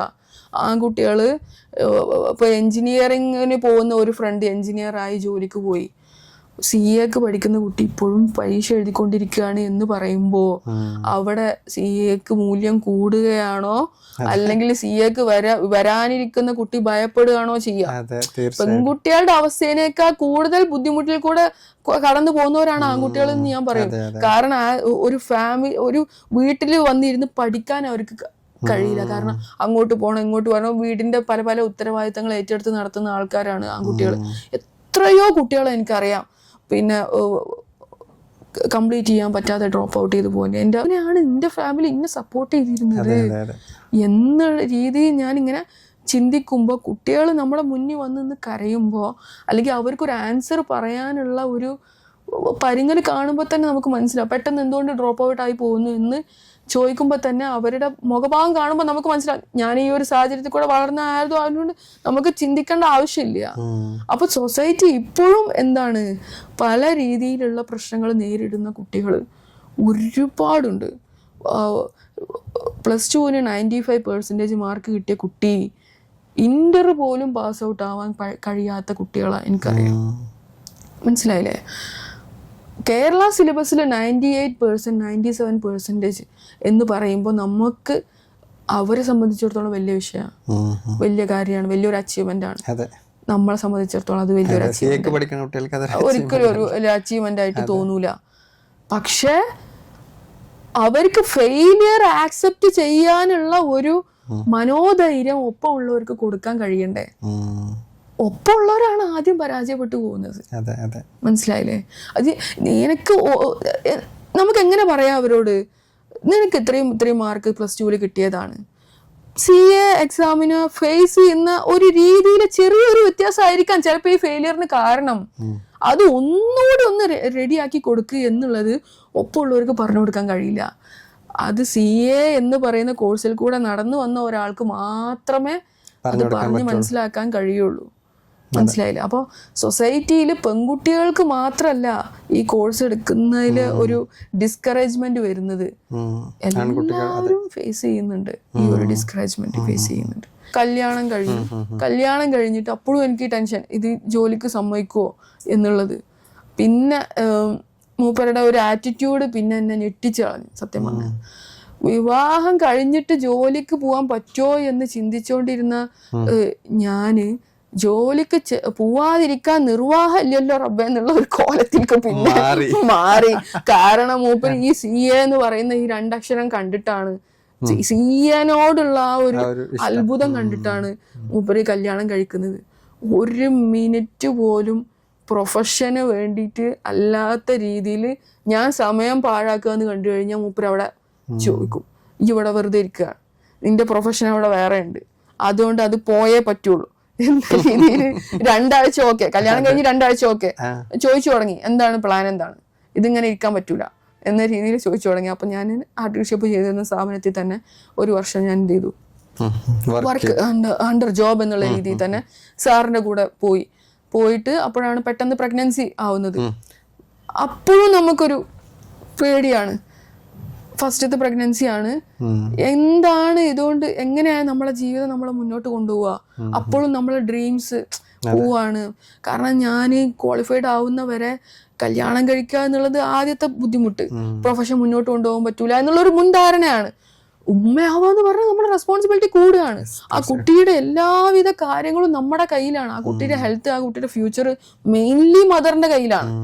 എങ്ങനെ ഇത് മുന്നോട്ട് കൊണ്ടുപോകും എന്ന ഒരു ധാരണയിൽ അപ്പോഴാണ് ഞാൻ നവംബർ മാസത്തിൽ 2019 നവംബറിലാണ് ഞാൻ COP എടുക്കുന്നത്. COP എടുത്ത് പ്രാക്ടീസ് ചെയ്യാം എന്നുള്ള ധാരണ തന്നെ ഈ കുട്ടിനെ വെച്ച് നമ്മൾ എങ്ങനെ ജോലിക്ക് പോകാൻ കഴിയില്ല. അപ്പൊ ജോലിയൊക്കെ പലയിടത്തുനിന്ന് എനിക്ക് CA കംപ്ലീറ്റ് നല്ല ഹൈ പെയ്ഡ് ആയിട്ടാണ് ജോലിക്ക് പലയിടത്തുനിന്ന് വിളിച്ചു, നാട്ടിൽ നിന്ന് പലയിടത്തുനിന്ന് വിളിച്ചു തുടങ്ങി. പ്രാക്ടീസിങ് ഓഫ് കോഴ്സ് നമ്മൾ വളാഞ്ചേരി തന്നെ ഒരു റൂം റെഡിയാക്കി. റൂമും കാര്യങ്ങളും ഒന്നുമല്ല വിഷയം, എല്ലാം ചെയ്തു തരാൻ നമുക്ക് ആള് വന്നിരുന്ന് വർക്ക് ചെയ്യാൻ നമ്മൾ തന്നെ വർക്ക് ചെയ്യണ്ടോ, അത് നമ്മൾ തന്നെ വന്ന് വർക്ക് ചെയ്യണ്ടേ. നമ്മൾ വീട്ടിൽ നിന്ന് കുട്ടീനെ വേറൊരാളെ തേൽപ്പിക്കാൻ കഴിയും. കാരണം എൻ്റെ അമ്മ ഒരു ഷുഗർ പേഷ്യൻ്റ് ആണ്. ഉമ്മ എത്രയൊക്കെ എന്നെ നോക്കി വളർത്തി, പിന്നെ പ്രസവത്തിലും കാര്യങ്ങളെല്ലാം ഉമ്മ തന്നെയാണ്. ഉമ്മാൻ്റെ അടുത്ത് ഈ കുട്ടീനെ ഏൽപ്പിച്ച് പോയി കഴിഞ്ഞാൽ ഉമ്മാൻ്റെ അത് ഹെൽത്തിനെയും അല്ലാതെ അത് ബാധിക്കും എന്നുള്ളൊരു തോന്നലുണ്ടായതുകൊണ്ട് എന്തുകൊണ്ട് കുട്ടീനെ വേറെ റൂമിൽ ഉറക്കി കിടത്തിയിട്ട് എനിക്ക് ഇവിടെ വന്നിരുന്നൂടാ എന്നുള്ള ഒരു ചിന്തയിലേക്ക് പിന്നെ കടന്നു. അപ്പോഴും പോസിബിലിറ്റീസ് ഉണ്ട്. കാരണം നമുക്ക് ആർട്ടിക്കിൾസിനെ വെക്കാം. ആർട്ടിക്കിൾസിനെ വെച്ചിട്ട് വരാനിരിക്കുന്ന വർക്ക്സിനെ നമുക്ക് ഷെഡ്യൂൾ ചെയ്യാം. ഷെഡ്യൂൾ ചെയ്തിട്ട് ആർട്ടിക്കിൾസിനെ ബോധവൽക്കരിക്കാൻ എന്നുവെച്ചാൽ ഇന്ന കാര്യങ്ങൾ ചെയ്യേണ്ടതാണ്, ഇന്ന കാര്യങ്ങൾ നമ്മൾക്ക് ഇത്ര ദിവസത്തിനുള്ളിൽ കടന്നു പോകേണ്ടതുണ്ട് എന്നുള്ള രീതിയിൽ നമുക്ക് ഷെഡ്യൂൾ ചെയ്ത് ഏകദേശം ലെവലാക്കാമല്ലോ. കുട്ടിയുടെ തൊട്ടിയും കാര്യങ്ങളും എല്ലാം എടുത്തിട്ട് ഞാൻ ഓഫീസിലേക്ക് പോവാണ്. ഇൻഡസ്ട്രിയിലേക്ക് കാലെടുത്ത് വെക്കുകയാണ്. ഇൻഡസ്ട്രിയുടെ ഫ്ലക്ച്വേഷൻ എന്താണ്? ആസ് എ ചാർട്ടേഡ് അക്കൗണ്ടന്റ് എങ്ങനെയാണ് ആൾക്കാരുമായിട്ട് കമ്മ്യൂണിക്കേറ്റ് ചെയ്യേണ്ടത്? CAസിന് അഡ്വർടൈസ്മെന്റ് പാടില്ല. ഞാനിവിടെ പ്രാക്ടീസിങ്ങിലാണ്, നിങ്ങളുടെ സർവീസ് എനിക്ക് സഹായം ചെയ്യാൻ കഴിയും, ചില സഹായങ്ങൾ നിങ്ങൾക്ക് ചെയ്യാൻ കഴിയുമെന്ന് വാട്സപ്പിൽ അങ്ങോട്ടൊരു ഫോർവേഡ് മെസ്സേജ് പോവാൻ പാടില്ല, അത് തെറ്റാണ് എന്ന് വരെ ഇൻസ്റ്റിറ്റ്യൂട്ട് നമുക്ക് നിർദ്ദേശം തന്നു കഴിഞ്ഞു. വാട്സപ്പ് എല്ലായിടത്തും ആക്റ്റീവ് ആയപ്പോ, ആക്റ്റീവ്ലി നമ്മൾ യൂസ് ചെയ്യുന്ന ഒരു സാഹചര്യം കണ്ടപ്പോൾ ഞാൻ ഇവിടെ പ്രാക്ടീസിങ്ങിലാണെന്ന് പറഞ്ഞു വിസിറ്റിംഗ് കാർഡ് വരെ ഷെയർ ചെയ്ത് കൊടുക്കരുത് എന്നൊരു നിയമം വന്നു. ഇനോഗ്രേഷൻ കഴിഞ്ഞു. ഇനോഗ്രേഷന്റെ ഫോട്ടോ ഞാൻ ഫേസ്ബുക്കിൽ ഇട്ടപ്പോൾ താഴെ വന്നൊരു CA ചോദിക്കുക, എല്ലാടോ ഇത് ഇങ്ങനെയൊന്നും ചെയ്യാൻ പാടില്ലല്ലോ. ഇനാഗുറേഷൻ പോലും കമ്മ്യൂണിക്കേറ്റ് ചെയ്യാൻ പാടില്ല. അതിന് എത്തിക്കലി ഇറ്റ്സ് റോങ്. അത് ethically as A chartered accountant നിങ്ങൾ അങ്ങനെ ചെയ്യാൻ പാടില്ല. ഇൻസ്റ്റിറ്റ്യൂട്ടിന്റെ ഒരു പെർമിഷൻ ഇല്ല അതിന് എന്നുള്ളതിന്റെ ഒരു. പിന്നെ ഞാൻ ഫേസ്ബുക്കിൽ ഒന്നും ഞാൻ പോസ്റ്റ് ചെയ്തിട്ടില്ല. കാരണം ആ ഒരു സന്ദർഭം അങ്ങനെ ആയിരുന്നു. കുട്ടിയായിട്ട് വരും, ആർട്ടിക്കിൾസിന് വർക്ക് കൊടുക്കും. പിന്നെ എൻ്റെ ബ്രദർ ഉണ്ടായിരുന്നു, എൻ്റെ അനിയൻ ഉണ്ടായിരുന്നു. അവന് ഡിഗ്രി കഴിഞ്ഞിരിക്കുന്ന ഒരു സാഹചര്യം ആയതുകൊണ്ട് അവനെ ഞാൻ ഒപ്പം കൂട്ടി. BCom തന്നെയായിരുന്നു അവന്. അപ്പോൾ അവനായിട്ട് കുറച്ച് വർക്കൊക്കെ ചെയ്യും, ആർട്ടിക്കിൾസിനെ കൊണ്ട് ചെയ്യിപ്പിക്കും. പ്ലസ് കുട്ടിക്ക് പാല് കൊടുത്ത് കുട്ടീനെ ഉറക്കി അവിടെ തൊട്ടിലും കാര്യങ്ങളൊക്കെ റെഡിയാക്കി ഒന്ന് ഉറങ്ങിയത് കാണുമ്പോൾ അപ്പോൾ വന്ന് മൗസുമ പിടിക്കും, കമ്പ്യൂട്ടർ വന്ന് ഇരിക്കും. ഇന്നത്തെ അടുത്തൊരു ചിന്ത എന്ന് പറഞ്ഞാൽ കുട്ടി വലുതാവുമല്ലോ. കുട്ടി വലുതായി 2.5-3 വയസ്സൊക്കെ ആകുമ്പോഴേക്ക് നമുക്ക് ചേർക്കാം, പ്ലേ സ്കൂളിലൊക്കെ ചേർത്തിട്ട് ഓക്കെ ആക്കാം എന്നുള്ളത്. അപ്പോഴാണ് കൊറോണ എന്ന് പറയുന്ന വലിയ ഒരു പ്രതിഭാസം തന്നെ പറയാം. ആകെ കൂടെ പ്രശ്നത്തിലാണ് നമ്മൾ മൊത്തം സ്റ്റക്കായിരിക്കുന്ന ഒരു സാഹചര്യം. കൊറോണ ആക്ച്വലി നമ്മളെ പഠിപ്പിച്ചു ഏതൊരു വർക്ക്, ഹെൽത്ത് കെയർ ഫെസിലിറ്റി അല്ലാത്ത അല്ലെങ്കിൽ ഡിഫൻസിലല്ലാത്ത, അതൊക്കെയാണല്ലോ എമർജൻസി സിറ്റുവേഷൻസ് ഫേസ് ചെയ്യുന്ന ആൾക്കാർ. അല്ലാത്തവർക്കെല്ലാം നമുക്ക് എന്ത് ചെയ്യാം, വീട്ടിലിരുന്ന് നിങ്ങൾക്ക് നിങ്ങളുടെ വർക്ക് കംപ്ലീറ്റ് ചെയ്യാനുള്ള ഒരു ഇത്. അപ്പൊ ഞാൻ വിചാരിച്ചു ഇനിയിപ്പോ ഓഫീസ് നടക്കുവോ? നടന്നേ പറ്റൂ. കാരണം നമ്മൾ ഒരു വർക്ക് കിട്ടി, 2 വർക്ക് കിട്ടിയെങ്കിലും ഈ വർക്ക് അങ്ങോട്ട് തിരിച്ചേൽപ്പിക്കാൻ നമുക്ക് ഒരുപാട് കാരണങ്ങളുണ്ട്, എന്നെ കൊണ്ട് കഴിയില്ല എന്നുള്ള. പക്ഷെ അത് ഇങ്ങോട്ട് പിടിച്ചു വാങ്ങി അത് നമ്മളോട് തന്നെ ഉള്ള ഒരു കോമ്പറ്റീഷനാണ് അത്. അപ്പൊ നമ്മൾ എന്ത് ചെയ്തു, ഈ കമ്പ്യൂട്ടർ എല്ലാം പെറുക്കി തൂക്കി നമ്മൾ വീട്ടിൽ പോയിട്ട് കുട്ടീനെ ഉറങ്ങും. കുട്ടിയുടെ തൊട്ടിലുണ്ട് ക്രാഡിൽ, അതിങ്ങനെ ആട്ടം ചെയ്യും. ഈ കൈയും മോശമലും ഈ കൈയും it was situation like that. അപ്പൊ നമ്മള് അപ്പൊ നമുക്ക് എന്ത് തോന്നും, കുട്ടീനെ ഞാൻ ഉറക്കണം, വർക്ക് നമ്മൾ എടുക്കണം. അതിലെ കഷ്ടപ്പാട് എന്നതിലുപരി മറ്റു പല പ്രൊഫഷൻ നോക്കുക. ഇംഗ്ലീഷ് ഒരു മെഡിക്കൽ പ്രൊഫഷൻ ആണെന്നുണ്ടെങ്കിൽ ഇത് നടക്കുവോ? ഇല്ല. നമ്മൾ കുട്ടിയെ അവിടെ എടുത്ത് നമ്മൾ പോയേ പറ്റൂ അല്ലേ? അപ്പൊ അങ്ങനത്തെ എത്രയോ ആൾക്കാർ നല്ല രീതിയിൽ പ്രൊഫഷൻ മുന്നോട്ട് കൊണ്ടുപോകുന്നുണ്ട്. നമുക്ക് ഡിസ്കറേജ്ഡ് ആവാൻ കാരണങ്ങൾ 1000 ഉണ്ട്. പക്ഷെ എൻകറേജ്ഡ് ആയി മുന്നോട്ട് കൊണ്ടുപോകാൻ ഈ ഒരു കാരണമേ ഉള്ളൂ. Because I M CA. ഞാൻ CA ആവാൻ ഇത്രയും അധ്വാനം ഞാൻ ഇൻവെസ്റ്റ് ചെയ്ത് കഴിഞ്ഞു. അതിന്ന് എന്തെങ്കിലുമൊക്കെ എനിക്ക് ഒരു സാറ്റിസ്ഫാക്ഷൻ ആണ്. മോണിറ്ററി ബെനിഫിറ്റ് അല്ല ഇതൊന്നും. എന്താ പറയാ, നമ്മൾ പ്രതീക്ഷിക്കാത്ത ഓരോ സാഹചര്യങ്ങൾ നമ്മളെ മുന്നിൽ വരിക. അഗൈൻ പ്രഗ്നന്റ് ആയി. ആദ്യത്തെ കുട്ടിക്ക് 2.5 വയസ്സായപ്പോഴേക്കും പ്രഗ്നൻസി ആയി. എനിക്കറിയാം ആദ്യത്തെ കുട്ടിക്ക് ഇത്രയും സ്മെല്ലിന്റെ ഇഷ്യൂ ഭയങ്കര പ്രശ്നമായിരുന്നു. ഗ്ലൂക്കോസിമ തന്നെയായിരുന്നു നടന്നിരുന്നത്. അതെല്ലാം ഓക്കെ. രണ്ടാമത്തെ ഒരു വന്നപ്പോ ഡോക്ടർ ആദ്യം തന്നെ എന്നോട് പറഞ്ഞു ട്വിൻസ് ആണ് എന്ന് പറഞ്ഞു. അപ്പൊ എന്ത് ഒരു ശക്തിയായ പ്രശ്നങ്ങൾ. ആദ്യത്തെ ഒരു കുട്ടിനെ ക്യാരി ചെയ്ത സമയത്തുള്ളതിന്റെ ഡബിൾ എഫക്റ്റ് ആണ്. അപ്പൊ ഡോക്ടറിനോട് പറഞ്ഞു അത് മോൾക്ക് അറിയാവുന്നതല്ലേ, ആദ്യത്തെ ഒരു കുട്ടീന്റെ സമയത്തായപ്പോ തന്നെ നിങ്ങൾക്ക് ഇങ്ങനെയൊക്കെ പ്രശ്നം ഉണ്ടായി, 2 കുട്ടികളാകുമ്പോ പിന്നെ പറയണ്ടല്ലോ, ഇരട്ടി ആയിരിക്കും അതിന്റെ പ്രശ്നങ്ങള്, എങ്ങനെ ഇത് മുന്നോട്ട് കൊണ്ടുപോകും എനിക്ക് അറിയില്ല. അപ്പൊ ആർട്ടിക്കിൾസിനാണെന്നുണ്ടെങ്കിലും നല്ല കുട്ടികളായിരുന്നു, എനിക്ക് കിട്ടിയെല്ലാം കുട്ടികളായിരുന്നു. അപ്പൊ അവരെ ഞാൻ കോണ്ടാക്ട് ചെയ്യുമ്പോൾ അവര് വരുന്നു, അവർക്ക് ഏൽപ്പിച്ച ജോലിയല്ല അവർ പ്രോപ്പറായിട്ട് ചിലപ്പോ നമ്മളെ ഒരു അസിസ്റ്റൻസ് കിട്ടേണ്ട ഒരു സാഹചര്യത്തിൽ പോലും നമുക്ക് വരാൻ പറ്റാത്തൊരവസ്ഥ, ഓൺലൈനിൽ വരാൻ പറ്റാത്തൊരവസ്ഥ. ഫിസിക്കലി അല്ല, ഫിസിക്കലി അവരവർക്കൊരു സഹായം കൊടുക്കുകയല്ല, പക്ഷെ ഓൺലൈനിലായിട്ട് നമുക്ക് വരാൻ പറ്റും. അവര് ചോദിക്കുന്ന ഡൗട്ടുകൾ നമുക്ക് ക്ലിയർ ചെയ്യാൻ പറ്റാത്തൊരവസ്ഥ. എന്ത് ചെയ്യുമെന്ന് ചിന്തിച്ചുകൊണ്ടിരിക്കുന്ന സമയത്ത് ജൂലൈ മാസം ഞാൻ ഐ സ്റ്റിൽ റിമെമ്പർ, പടച്ചോ നമ്മുടെ കൂടെ ഉണ്ടാവും എന്നുള്ള ഒന്നിന്റെ ഒരു പ്രധാനപ്പെട്ട ഒരു തെളിവായിട്ട് ഞാൻ കാണുന്നത് എന്താണെന്നറിയോ, ജൂലൈ 2021 ഞാൻ ട്വിൻസിനെ പ്രഗ്നന്റ് ആണ് എന്നുള്ളത് ഡോക്ടേഴ്സ് പറയുന്നത്. ഈ ജൂലൈ മാസം എന്ന് പറഞ്ഞാൽ ഇൻകം ടാക്സ് റിട്ടേൺ ഫയൽ ചെയ്യേണ്ട മാസമാണ്. ജൂലൈ 31 ഉള്ളിൽ എനിക്കൊരു 100 ഇൻകം ടാക്സ് റിട്ടേൺ ഫയൽ ചെയ്യേണ്ട ഒരു സമയമാണ്. ആ സമയത്താണ് നമ്മുടെ പഴയ ഇൻകം ടാക്സിന്റെ വെബ്സൈറ്റ് റിന്യൂ ചെയ്യുന്നത്, പ്ലാറ്റ്ഫോം മൊത്തത്തിൽ റിന്യൂ ചെയ്യുന്നത്.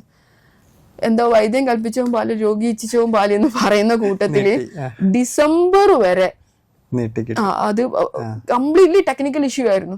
അത് നമുക്ക് ഒന്നും ചെയ്യാൻ പറ്റാത്തൊരു സാഹചര്യം ആയതുകൊണ്ട് ഡിസംബർ വരെ നമുക്ക് എന്ത് ചെയ്യും, ഗവൺമെന്റിന് വേറെ നിവർത്തിയില്ല, അത് എക്സ്റ്റെൻഡ് ചെയ്തു. അപ്പൊ ഞാനിങ്ങനെ ആലോചിക്കുന്നത് പഠിച്ചോന്റെ ഒപ്പം ഉണ്ട് ഇങ്ങനത്തെ ഒരു സാഹചര്യം, ബെഡ് റിട്ടേൺ ആണ് ആക്ച്വലി. ഞാൻ ഇങ്ങനെ പുറത്തേക്ക് നോക്കി കിടക്കും എന്നല്ലാതെ, ഉമ്മ കൊണ്ടുവരുന്ന വെള്ളം കുടിക്കും ഛർദിക്കും എന്നല്ലാതെ വേറെ ഒന്നുമില്ല, വേറൊരു ഫിസിക്കൽ ആക്ടിവിറ്റി നടക്കുന്നില്ല. മാർച്ച് 31 സി സെക്ഷനുള്ള ഡേറ്റ് ഫിക്സ് ചെയ്തു. ഈ മാർച്ച് 31 എന്ന് പറഞ്ഞു കഴിഞ്ഞാൽ CA-ക്കാർക്ക് ചിന്തിക്കാൻ പറ്റാത്ത ഒരു സമയമാണ്. ഞാനിങ്ങനെ സ്റ്റക്കായി, ഒന്നും സംഭവിക്കില്ലായിരിക്കും, കുട്ടികൾ വാറ്റി തന്നെ ഉണ്ടല്ലോ, കുഴപ്പമില്ലായിരിക്കും എന്ന് വിചാരിച്ചിട്ട് വർക്ക് കംപ്ലീറ്റ് ചെയ്ത് ഞാൻ പതുക്കെ ഈ ഡോക്ടറെ അടുത്ത് മുങ്ങിയിട്ട് വേറെ ഡോക്ടറെ അടുത്ത് കൊണ്ടുപോയി കാണിച്ചു. അപ്പൊ കുഴപ്പമില്ല, ഒരു 10 ദിവസം കൂടി കുഴപ്പമില്ല.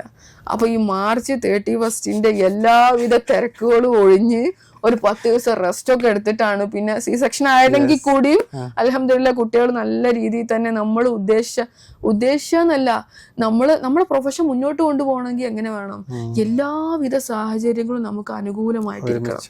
എന്തോ ആവട്ടെ, നമ്മൾ വീട്ടിലിരുന്നിട്ടാ ചെയ്യുന്ന എന്തോ ആവട്ടെ, ഒരു കാലാവസ്ഥ പണി പറ്റിച്ചു കഴിഞ്ഞാൽ മതി, നെറ്റ്വർക്ക് ഡൗൺ ആവും, നമ്മൾക്ക് ചെയ്യാൻ കഴിയില്ല. ചിലപ്പോ എന്തെങ്കിലും ഒരു അൺപ്രഡിക്റ്റബിൾ സിറ്റുവേഷൻ കൂടെ കടന്നു പോകേണ്ടി വന്നു കഴിഞ്ഞാല് ഒന്നും ചെയ്യാൻ കഴിയില്ല. അത് ഹെൽപ്ലെസ് ആണ്, അത് ആരുടെയും പ്രശ്നമല്ല. പക്ഷെ നമ്മൾ ആ അവസ്ഥയിൽ ആ ഒരു മൈന്യൂട്ട് ഫാക്ടർ ആയിരിക്കും, ചിലപ്പോ ഒരൊറ്റ ഇടിമിന്നലായിരിക്കും, കമ്പ്യൂട്ടർ അടിച്ചു പോയി കഴിഞ്ഞാൽ നമുക്കൊന്നും ഇതിങ്ങനെ അടിച്ചു പോയതുകൊണ്ടാണ് ക്ലയന്റിനോട് പറയാൻ കഴിയോ, ഇല്ല. അത് വെരി നെക്സ്റ്റ് ഡേ അവർക്ക് ഫൈൻ വരും. അപ്പൊ ആ ഒരു സാഹചര്യം, പല സാഹചര്യം കൂടി യാതൊരു ബുദ്ധിമുട്ടും പ്രൊഫഷനെ സംബന്ധിച്ചിടത്തോളം എനിക്ക് ആ ഒരു ഡെലിവറിയിലാണെങ്കിലും വന്നില്ല എന്നുള്ള ഇപ്പോഴും എനിക്കൊരു അത്ഭുതമാണ് സത്യം പറഞ്ഞു കഴിഞ്ഞാൽ. പിന്നെ ഡെലിവറി കഴിഞ്ഞു, പിന്നെ ഇവർ വളർത്തുന്ന ഒരു സമയമാണ്.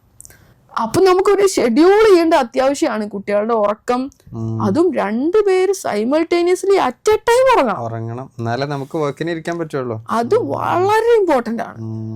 അത് വേറെ ഒരാള് എന്ന് വെച്ച് കഴിഞ്ഞാല് പിന്നെ ഇവര് തമ്മിലുള്ള ഒരു ജഗട.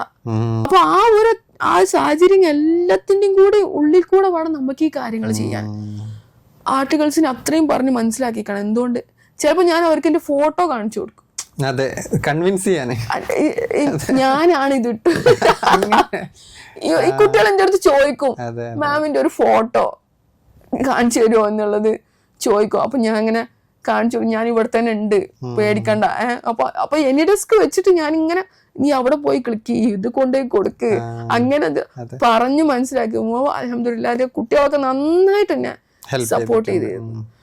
അവരുടെ ആ ഒരു സപ്പോർട്ട് ഉള്ളതുകൊണ്ട് മാത്രമാണ് പ്രൊഫഷൻ ഇങ്ങനെയെങ്കിലും നമുക്ക് മുന്നോട്ട് കൊണ്ടുപോകുന്നത്. നമ്മള് പെൺകുട്ടികൾക്ക് ആദ്യമായിട്ടുള്ള ഒരു ചോദ്യം, അവര് ലീവ് എടുക്കും.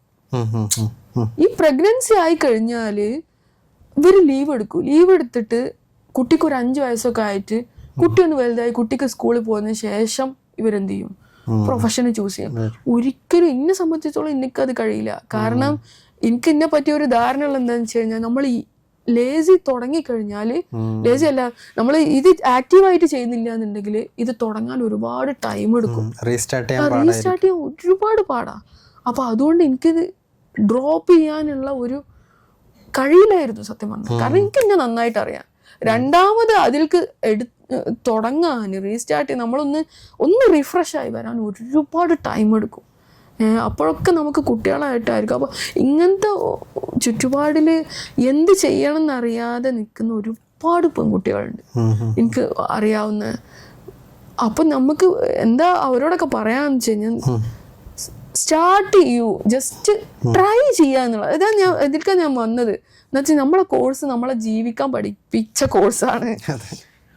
ഒന്നിലും നിങ്ങൾ ഫെയിലായി അല്ലെങ്കിൽ നിങ്ങൾക്ക് നമ്മുടെ സ്റ്റഡി മെറ്റീരിയലിന്റെ ഫസ്റ്റ് പാരഗ്രാഫ് തന്നെ എടുത്ത് നോക്കിക്കഴിഞ്ഞാൽ മനസ്സിലാവും എങ്ങനെയാണ് നിങ്ങൾ മെറ്റീരിയലിനെ ഫേസ് ചെയ്യേണ്ടത്.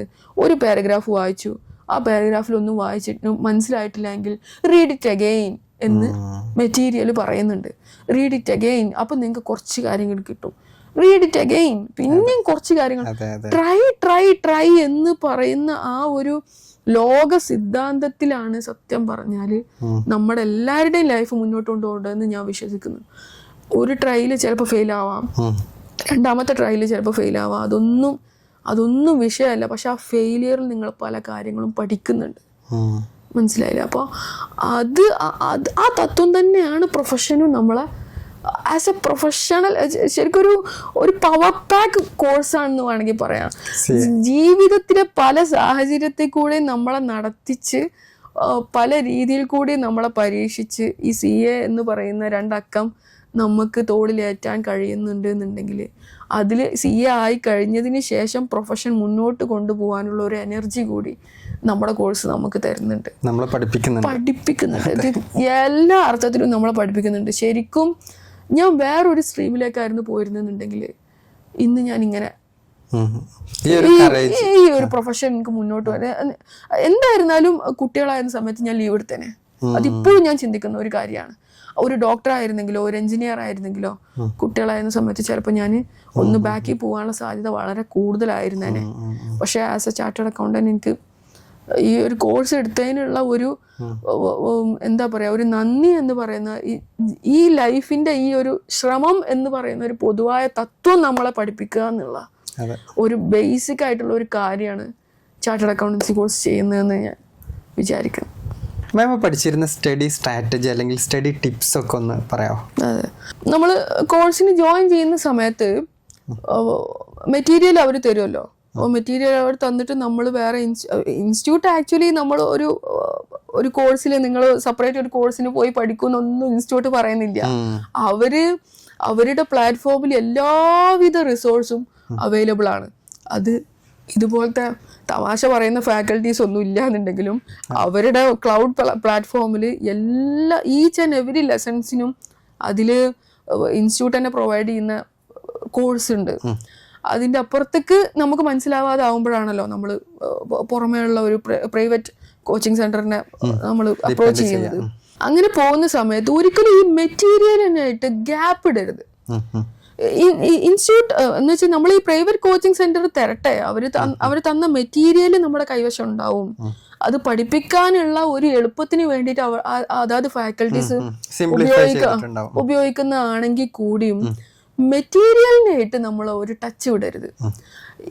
ഇതും ഫാക്കൽറ്റിയുടെ മെറ്റീരിയലും ഇൻസ്റ്റിറ്റ്യൂട്ടിന്റെ മെറ്റീരിയലും ഒപ്പം തുറന്നു വെച്ച് ഒരു ഷോർട്ട് നോട്ട് പ്രിപ്പയർ ചെയ്തിട്ട് വേണം നമ്മൾ പഠിക്കാനായിട്ട്. എന്ന് വെച്ച് കഴിഞ്ഞാൽ നമ്മൾ ഒരു ഷോർട്ട് നോട്ട് പ്രിപ്പയർ ചെയ്യുമ്പോൾ ഹാൻഡി ആയിരിക്കണം, എപ്പോഴും കൈ കരുതാവുന്ന രീതിയിൽ. ഏതൊരു യാത്രയിലാണെങ്കിലും ഏതൊരു സമയത്താണെങ്കിലും പെട്ടെന്ന് റിവൈസ് ചെയ്യാൻ പറ്റുന്ന രീതിയിൽ ചെറിയ ചെറിയ ഷോർട്ട് നോട്ട്സ് ഇതാക്കുക. അത് എങ്ങനെ പ്രിപ്പയർ ചെയ്യേണ്ടതെന്ന് വെച്ചാൽ ഒരു പേജിന്റെ ചെറിയ ചെറിയ പോയിന്റ്സുകളായിട്ട് എഴുതുമ്പോൾ നമുക്ക് പിന്നെ ആ പോയിന്റ്സ് എടുത്ത് നോക്കുമ്പോൾ ആ പേജ് മൊത്തം നമുക്ക് റിഫ്ലക്റ്റ് ആയി വരണം. അത്രയും ഷോർട്ടായിട്ട് ഓരോ എലമെന്റും വരുന്ന രീതിയിൽ നമ്മൾ അങ്ങനെ പ്രാക്ടീസ് ചെയ്ത് നമുക്ക് കഴിയും. ഒരിക്കലും കഴിയാത്തൊരു കാര്യമല്ല അത് ചെയ്ത് കഴിഞ്ഞിട്ട് മെറ്റീരിയലുമായിട്ട് ഒരു ഫ്രണ്ട്ഷിപ്പ് വന്നു കഴിഞ്ഞാൽ നമുക്ക് പിന്നെ ഈസിയാണ്. റെഫറൻസ് ചെയ്യാനുള്ള ഒരു ക്ഷമ നമുക്ക് അതിൽ കൂടെ നമുക്ക് കിട്ടും. ഇൻ കേസ് ഫാക്കൽറ്റി പറയുന്ന ഒരു കോൺസെപ്റ്റ്, ഫാക്കൽറ്റിയുടെ മെറ്റീരിയൽ പറഞ്ഞിട്ടുള്ള ഒരു കോൺസെപ്റ്റിൽ ആ കോൺസെപ്റ്റ് മനസ്സിലാവുന്നില്ല എന്ന് വിചാരിക്കുക, അത് നേരെ പോയി മെറ്റീരിയൽ പോയിട്ട് തന്നെ നമ്മൾ അത് ക്ലിയർ ചെയ്യണം. കാരണം മെറ്റീരിയൽ എല്ലാം വളരെ ഡീറ്റെയിൽ ആയിട്ടുള്ള രീതിയിൽ തന്നെ അപ്പൊ അതിനൊരു മടി പാടില്ല. അപ്പൊ ഈ ബുക്കിന്റെ കട്ടിയും കാര്യങ്ങളും എല്ലാം കൂടെ കാണുമ്പോ നമുക്ക് കുറച്ച് നമുക്ക് തന്നെ ഒരു മടി ഉണ്ടാവും ഓഫ് കോഴ്സ്. അപ്പൊ നമ്മൾ ഇത് എടുത്തതിന് ശേഷം അവിടെ പോയി നോക്കി അത് റെഫർ ചെയ്ത് ആ കോൺസെപ്ച്വൽ ക്ലാരിറ്റി വളരെ വളരെ ഇമ്പോർട്ടന്റ് ആണ്. ആ ഒരു കോൺസെപ്ച്വൽ ക്ലാരിറ്റിയിൽ ഈ ഫൗണ്ടേഷൻ ശരിയാവില്ല. ആ ഫൗണ്ടേഷനിൽ വേണം അതിന്റെ പടിപടിയായിട്ടുള്ള ലെസൺസ് നമുക്ക് കിട്ടാനായിട്ട്. അപ്പൊ ആ ബേസ് കോൺസെപ്ച്വൽ ക്ലാരിറ്റി വന്നു കഴിഞ്ഞാൽ മാത്രമേ ആ ക്ലാരിറ്റി നമുക്ക് മെറ്റീരിയലിന് എളുപ്പത്തിൽ കിട്ടാൻ കഴിയും. മോർ ദാൻ 3 times നമ്മൾ വായിക്കുകയാണെങ്കിൽ കൂടിയും ആ ലാംഗ്വേജ് നമുക്ക് ക്യാച്ച് ചെയ്യാൻ കഴിയും. എക്സാമിന് എഴുതുമ്പോഴും ആ ലാംഗ്വേജ് കയറി വരും, മെറ്റീരിയലിന്റെ ലാംഗ്വേജ് കയറി വരും. അപ്പം പിന്നെ ഞാൻ പഠിച്ചിരുന്ന മെയിൻ ആയിട്ടുള്ള ഒരു കാര്യം എന്ന് വെച്ച് കഴിഞ്ഞാൽ മെറ്റീരിയൽ ഞാൻ മാറ്റി വെക്കൂല. ഫാക്കൽറ്റിയുടെ മെറ്റീരിയൽ ഉണ്ടെങ്കിൽ കൂടിയും ഫാക്കൽറ്റിയുടെ നോട്ട് വേറെ ഉണ്ടാവും. ഫാക്കൽറ്റിയുടെ നോട്ട്സ്, ഫാക്കൽറ്റിയുടെ സ്റ്റഡി മെറ്റീരിയൽ, സ്കാനർ എന്ന് പറഞ്ഞൊരു സമ്പ്രദായം അന്നുണ്ടായിരുന്നു. കുറെ ക്വസ്റ്റ്യൻസ് ഭയങ്കര അതുണ്ടാവും. റെഫറൻസ് ബുക്ക് വേറെ ഉണ്ടാവും. അവര് റെഫറൻസ് ആയിട്ട് തരുന്ന TN മനോഹരന്റെ റെഫറൻസ് ആയിട്ട് തരുന്ന വേറെ ബുക്കുകൾ ഉണ്ടാവും. ഇതിനെല്ലാം കൂടെ ഒരു ഔട്ട്പുട്ട് എന്ന് വെച്ചാൽ ഒരു സിംഗിൾ ഒരു നോട്ട്, ഒരു ചെറിയ ഒരു നോട്ട് നമ്മുടെ കയ്യിൽ, അതിനകത്ത് ഫാക്കൽറ്റി പറഞ്ഞ പോയിന്റ്സ് ഉണ്ടാവും, മെറ്റീരിയലിന്റെ കോൺസെപ്ച്വൽ ക്ലാരിറ്റിയുടെ നോട്ട്സ് ഉണ്ടാവും, സ്കാനേഴ്സിന്റെ എന്തെങ്കിലും ഇമ്പോർട്ടന്റ് എലിമെന്റ്സ് ആയിട്ടുള്ള എല്ലാം കൂടി ഉൾപ്പെടുത്തിയിട്ടുള്ള ഒരു. അപ്പൊ നമുക്ക് ബുക്കിലോട്ട് പോകേണ്ട ഒരു കാര്യമില്ല. ബുക്ക് ഈ നോട്ട്സ് കഴിഞ്ഞാൽ തന്നെ ഏകദേശമൊക്കെ നമ്മൾ റിവൈസ്ഡ് ആയി. ഫസ്റ്റ് ആദ്യം പഠിക്കുമ്പോ തന്നെ എല്ലാം റെഫർ ചെയ്തിട്ട് അല്ലേ, നമുക്ക് പഠിക്കാനുള്ള ഒരു ഷോർട്ട് നോട്ട് ഉണ്ടാക്കുക.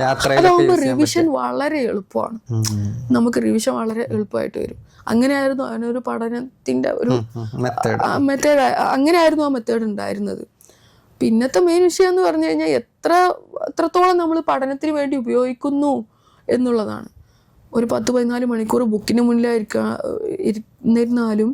അത് പ്രൊഡക്റ്റീവ് ആണോ എന്നുള്ളത് വേറെ വിഷയമാണ്. നമ്മളെ കോൺസെൻട്രേഷൻ പെട്ടെന്ന് ചേഞ്ച് ആവുന്ന ഒരുപാട് സമയമുണ്ട്. ഇപ്പോൾ ഭക്ഷണം കഴിച്ചു കഴിഞ്ഞ് കഴിഞ്ഞാൽ പ്രാക്ടിക്കൽ സബ്ജക്റ്റ് എടുക്കുന്നതാണ് നല്ലത്. തിയററ്റിക്കൽ കഴിയില്ല, ഫോക്കസ് കിട്ടാൻ ഭയങ്കര ബുദ്ധിമുട്ടാണ്.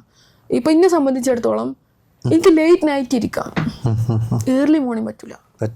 എങ്ങനെയാണെങ്കിലും ഏർലി മോർണിംഗ് എനിക്ക് പറ്റൂല. ഭയങ്കര ഹെഡേക്ക് ആയിരിക്കും, ഭയങ്കര ബുദ്ധിമുട്ടായിരിക്കും. അപ്പൊ ലേറ്റ് നൈറ്റ് അങ്ങനെ അങ്ങോട്ടിരിക്കും. ഒരു പുലർച്ചെ ഒരു 3, 3:30, 4 മണി വരെ ഒക്കെ അങ്ങനെ ഇരുന്നാലും. അത് എക്സാമിന്റെ ആ ഒരു ലാസ്റ്റ് മന്ത്സിലാണോ അതോ നേരത്തെ അങ്ങനത്തെ ഒരു ശീലം ഉണ്ടോ? എക്സാമിന്റെ നേരത്തെ തന്നെ ഉണ്ട്. കാരണം നമ്മൾ ഫെയിൽ ആയിട്ട് ഇരിക്കുകയാണെങ്കിൽ വേറെ കാര്യങ്ങളൊന്നും ഇല്ലല്ലോ അവിടെ. നമ്മളെ മെറ്റീരിയലും നമ്മൾ മാത്രം അവിടെ ഉള്ളൂ. അപ്പൊ ഈ 100 days ഒരു എക്സാം കഴിഞ്ഞ് അടുത്ത എക്സാം തുടങ്ങുന്ന ഒരു 100 days ഗ്യാപ്പാണ് നമുക്കുള്ളത്. ഈ 100 days ഈ 4 സബ്ജക്ട് എത്രയും പെട്ടെന്ന് തീർക്കുക, അല്ലെങ്കിൽ അപ്കമിങ് സബ്ജക്റ്റുകൾ എത്രയും പെട്ടെന്ന് മാക്സിമം ടോപ്പിക്ക് തീർക്കുക എന്നുള്ളത്, മാക്സിമം കവർ ചെയ്യുക. അതായിരുന്നു നമ്മുടെ മെയിൻ ആയിട്ടുള്ള ഒരു വിഷയം എന്ന് പറഞ്ഞാൽ. അപ്പോൾ നമ്മൾ അങ്ങനെ ഇരിക്കുമായിരുന്നു, ലേറ്റ് നൈറ്റ് ആണെങ്കിലും ഇരിക്കുമായിരുന്നു. പക്ഷെ എക്സാമിന്റെ തൊട്ട് മുമ്പത്തെ ദിവസം ഒന്നും അങ്ങനെ ഇരിക്കരുത് കേട്ടോ, ഒരിക്കലും ഇരിക്കണം. ഉറക്കം വളരെ വളരെ ഇമ്പോർട്ടന്റ് ആണ്. ഞാനൊക്കെ ഒരു 6 മണിക്കൂർ ഉറക്കം ഫിക്സ് ചെയ്ത് കൊടുത്ത് 7 മണിക്കൂർ ആയതിന്റെ പേരിൽ കരഞ്ഞിട്ടുണ്ട്. അപ്പോൾ നമ്മൾ വിചാരിക്കുന്നത് ഇത് എനിക്കൊരു നഷ്ടമാണെന്നാണ്. ഞാൻ ഒരു ലേസി ആയതുകൊണ്ടാണ്. പക്ഷെ ശരീരം ഡിമാൻഡ്സ് ഇറ്റ്.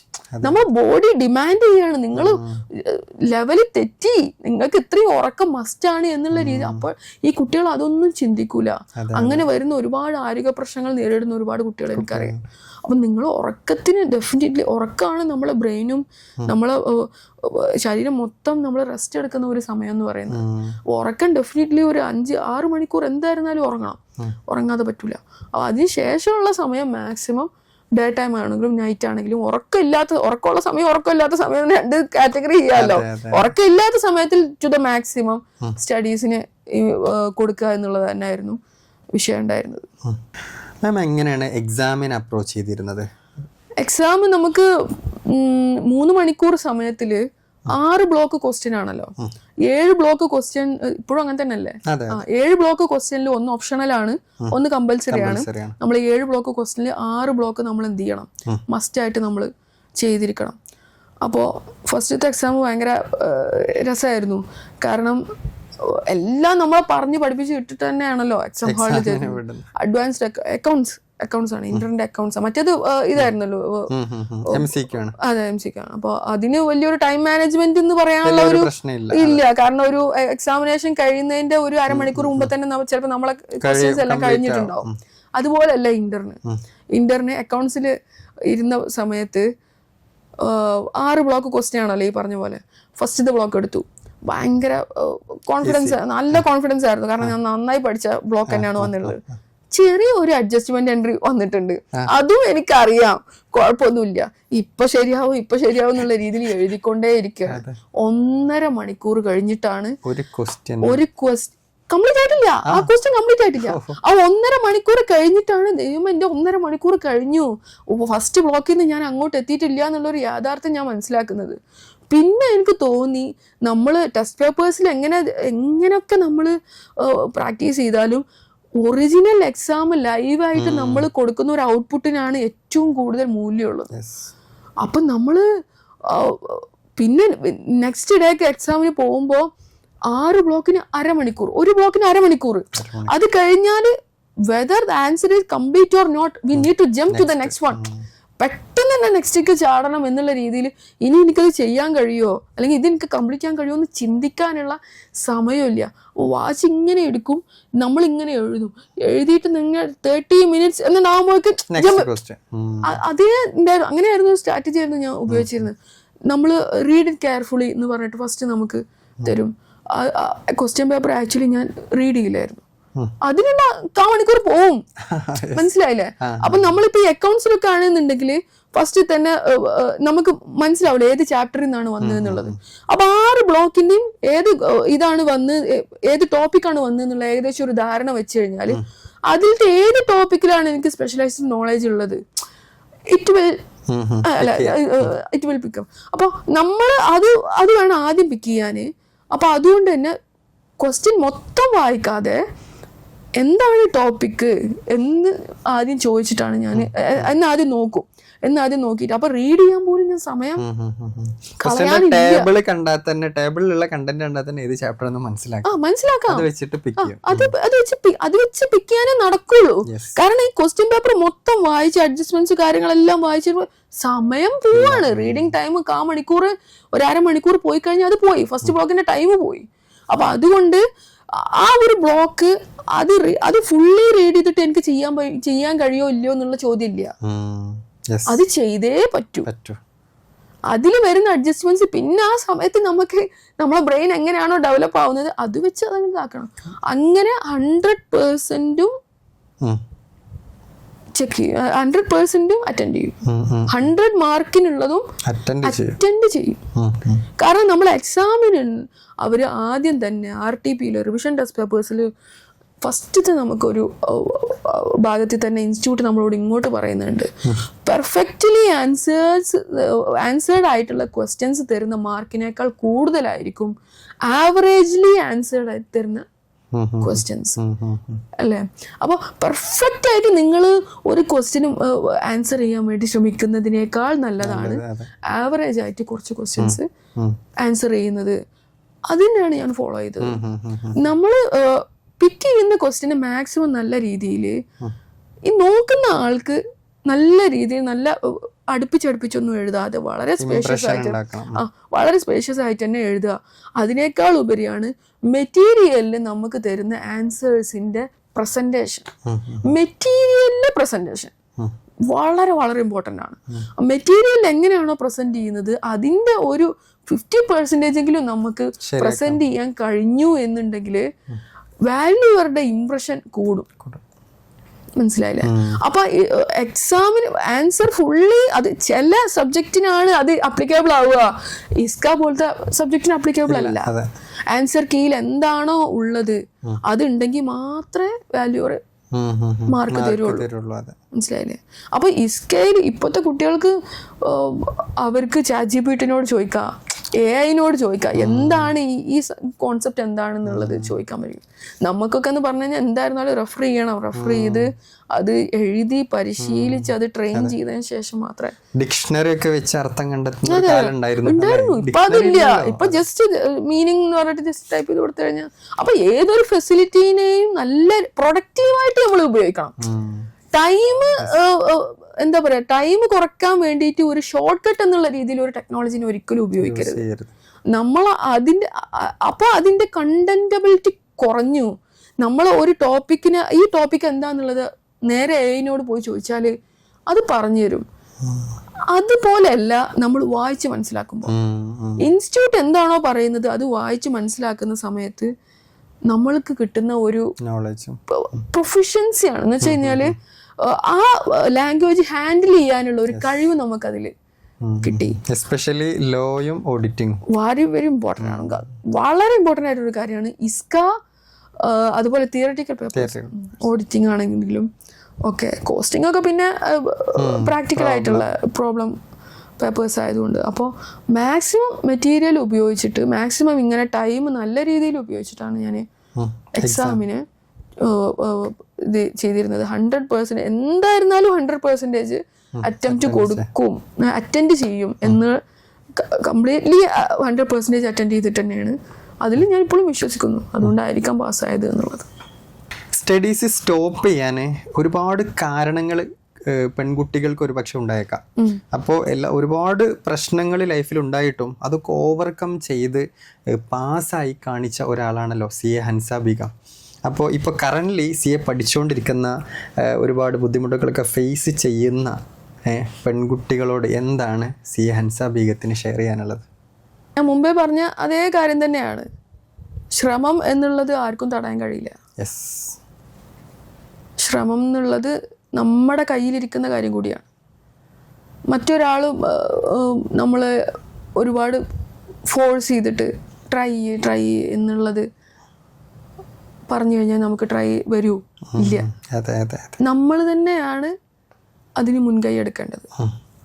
ഞാൻ ആദ്യം പറഞ്ഞത് ശ്രമം തന്നെയാണ് അതിൻ്റെ ഒരു പാത്ത് എന്ന് പറയുന്നത്. ട്രൈ ചെയ്യുന്നത് കോൺസ്റ്റൻ്റ് ആയിരിക്കും. ഒരു കോൺസ്റ്റന്റ് വേ ആക്കി സെറ്റ് ചെയ്യുക. ഒരു കാര്യം ഫെയിലിയർ ആണെങ്കിൽ വീണ്ടും ട്രൈ ചെയ്യുക. ഇപ്പം നമ്മൾ ഡ്രൈവിങ് പഠിക്കുന്നു, ഒരു വട്ടം ഫെയിലായി നമ്മൾ നിർത്തുമോ? ഇല്ല. ഒരാളുടെ താല്പര്യമാണ് അത് നിശ്ചയിക്കുന്നത്. എനിക്കത് കിട്ടണം എന്ന ഒരു താല്പര്യം നമ്മൾ ഉറച്ച തീരുമാനത്തിലുണ്ടെങ്കിൽ അതിനുള്ള ശ്രമം നമ്മൾ കൂട്ടിക്കൊണ്ടേയിരിക്കും. ആ ശ്രമത്തിൽ നമ്മളൊരു ഉത്തരവാദിത്വം ഫേസ് ചെയ്യുകയാണെന്നുണ്ടെങ്കിൽ ആ ശ്രമത്തിൽ കുറച്ചുകൂടി ഹാർഡായിട്ട് ശ്രമിച്ചുകൊണ്ട്, അതാണ് ഹാർഡ് വർക്ക്. കാരണം മറ്റുള്ളവരെ അറിഞ്ഞു കഴിഞ്ഞു ഞാൻ ഇങ്ങനെ ഒരു കോഴ്സിന് പോവുകയാണ്, ഫെയിലാണ് എന്നും അവരറിയും. പക്ഷെ ഇതൊന്നും ഒന്നിൻ്റെ അവസാനമല്ല. അവസാനമാക്കാൻ ആർക്കും കഴിയില്ല. ശ്രമിച്ചുകൊണ്ടേ ഇരിക്കുക.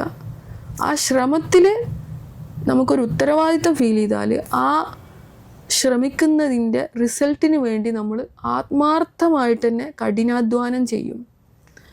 അത് നമ്മൾ ഫേസ് ചെയ്യുന്ന എത്രയോ ഡിഫിക്കൽട്ടി സിറ്റുവേഷൻ കൂടെയാണ് നമ്മൾ പോകുന്നത് എന്നുണ്ടെങ്കിലും അതൊക്കെ നമ്മുടെ ധാരണയായിരിക്കും. ഇതിനേക്കാൾ ഡിഫിക്കൽട്ടീസിൽ കൂടെ പോകുന്ന മറ്റൊരാളെ കാണുമ്പോഴാണ് നമ്മുടെ ഡിഫിക്കൽട്ടി സിറ്റുവേഷൻ അതൊരു വിഷയമല്ലല്ലോ എന്നുള്ളത് നമ്മൾ മനസ്സിലാക്കുക. ശ്രമം തന്നെയാണ് നമ്മളെ കോഴ്സും നമ്മൾ അത് തന്നെയാണ് നമ്മളെ പഠിപ്പിക്കുന്നത്. CA ഒരു കോഴ്സ് അല്ലെങ്കിൽ എൻ്റെ പ്രൊഫഷൻ എന്നുള്ള രീതിയിലല്ലാതെ ഇറ്റ്സ് മൈ ലൈഫ് ലെസൺ എന്ന രീതിയിൽ എനിക്ക് എൻ്റെ ലൈഫ് ലോങ് CAനെ പറ്റി ഓർക്കുമ്പോൾ ഉണ്ടാവുള്ളൂ. It's my life lesson.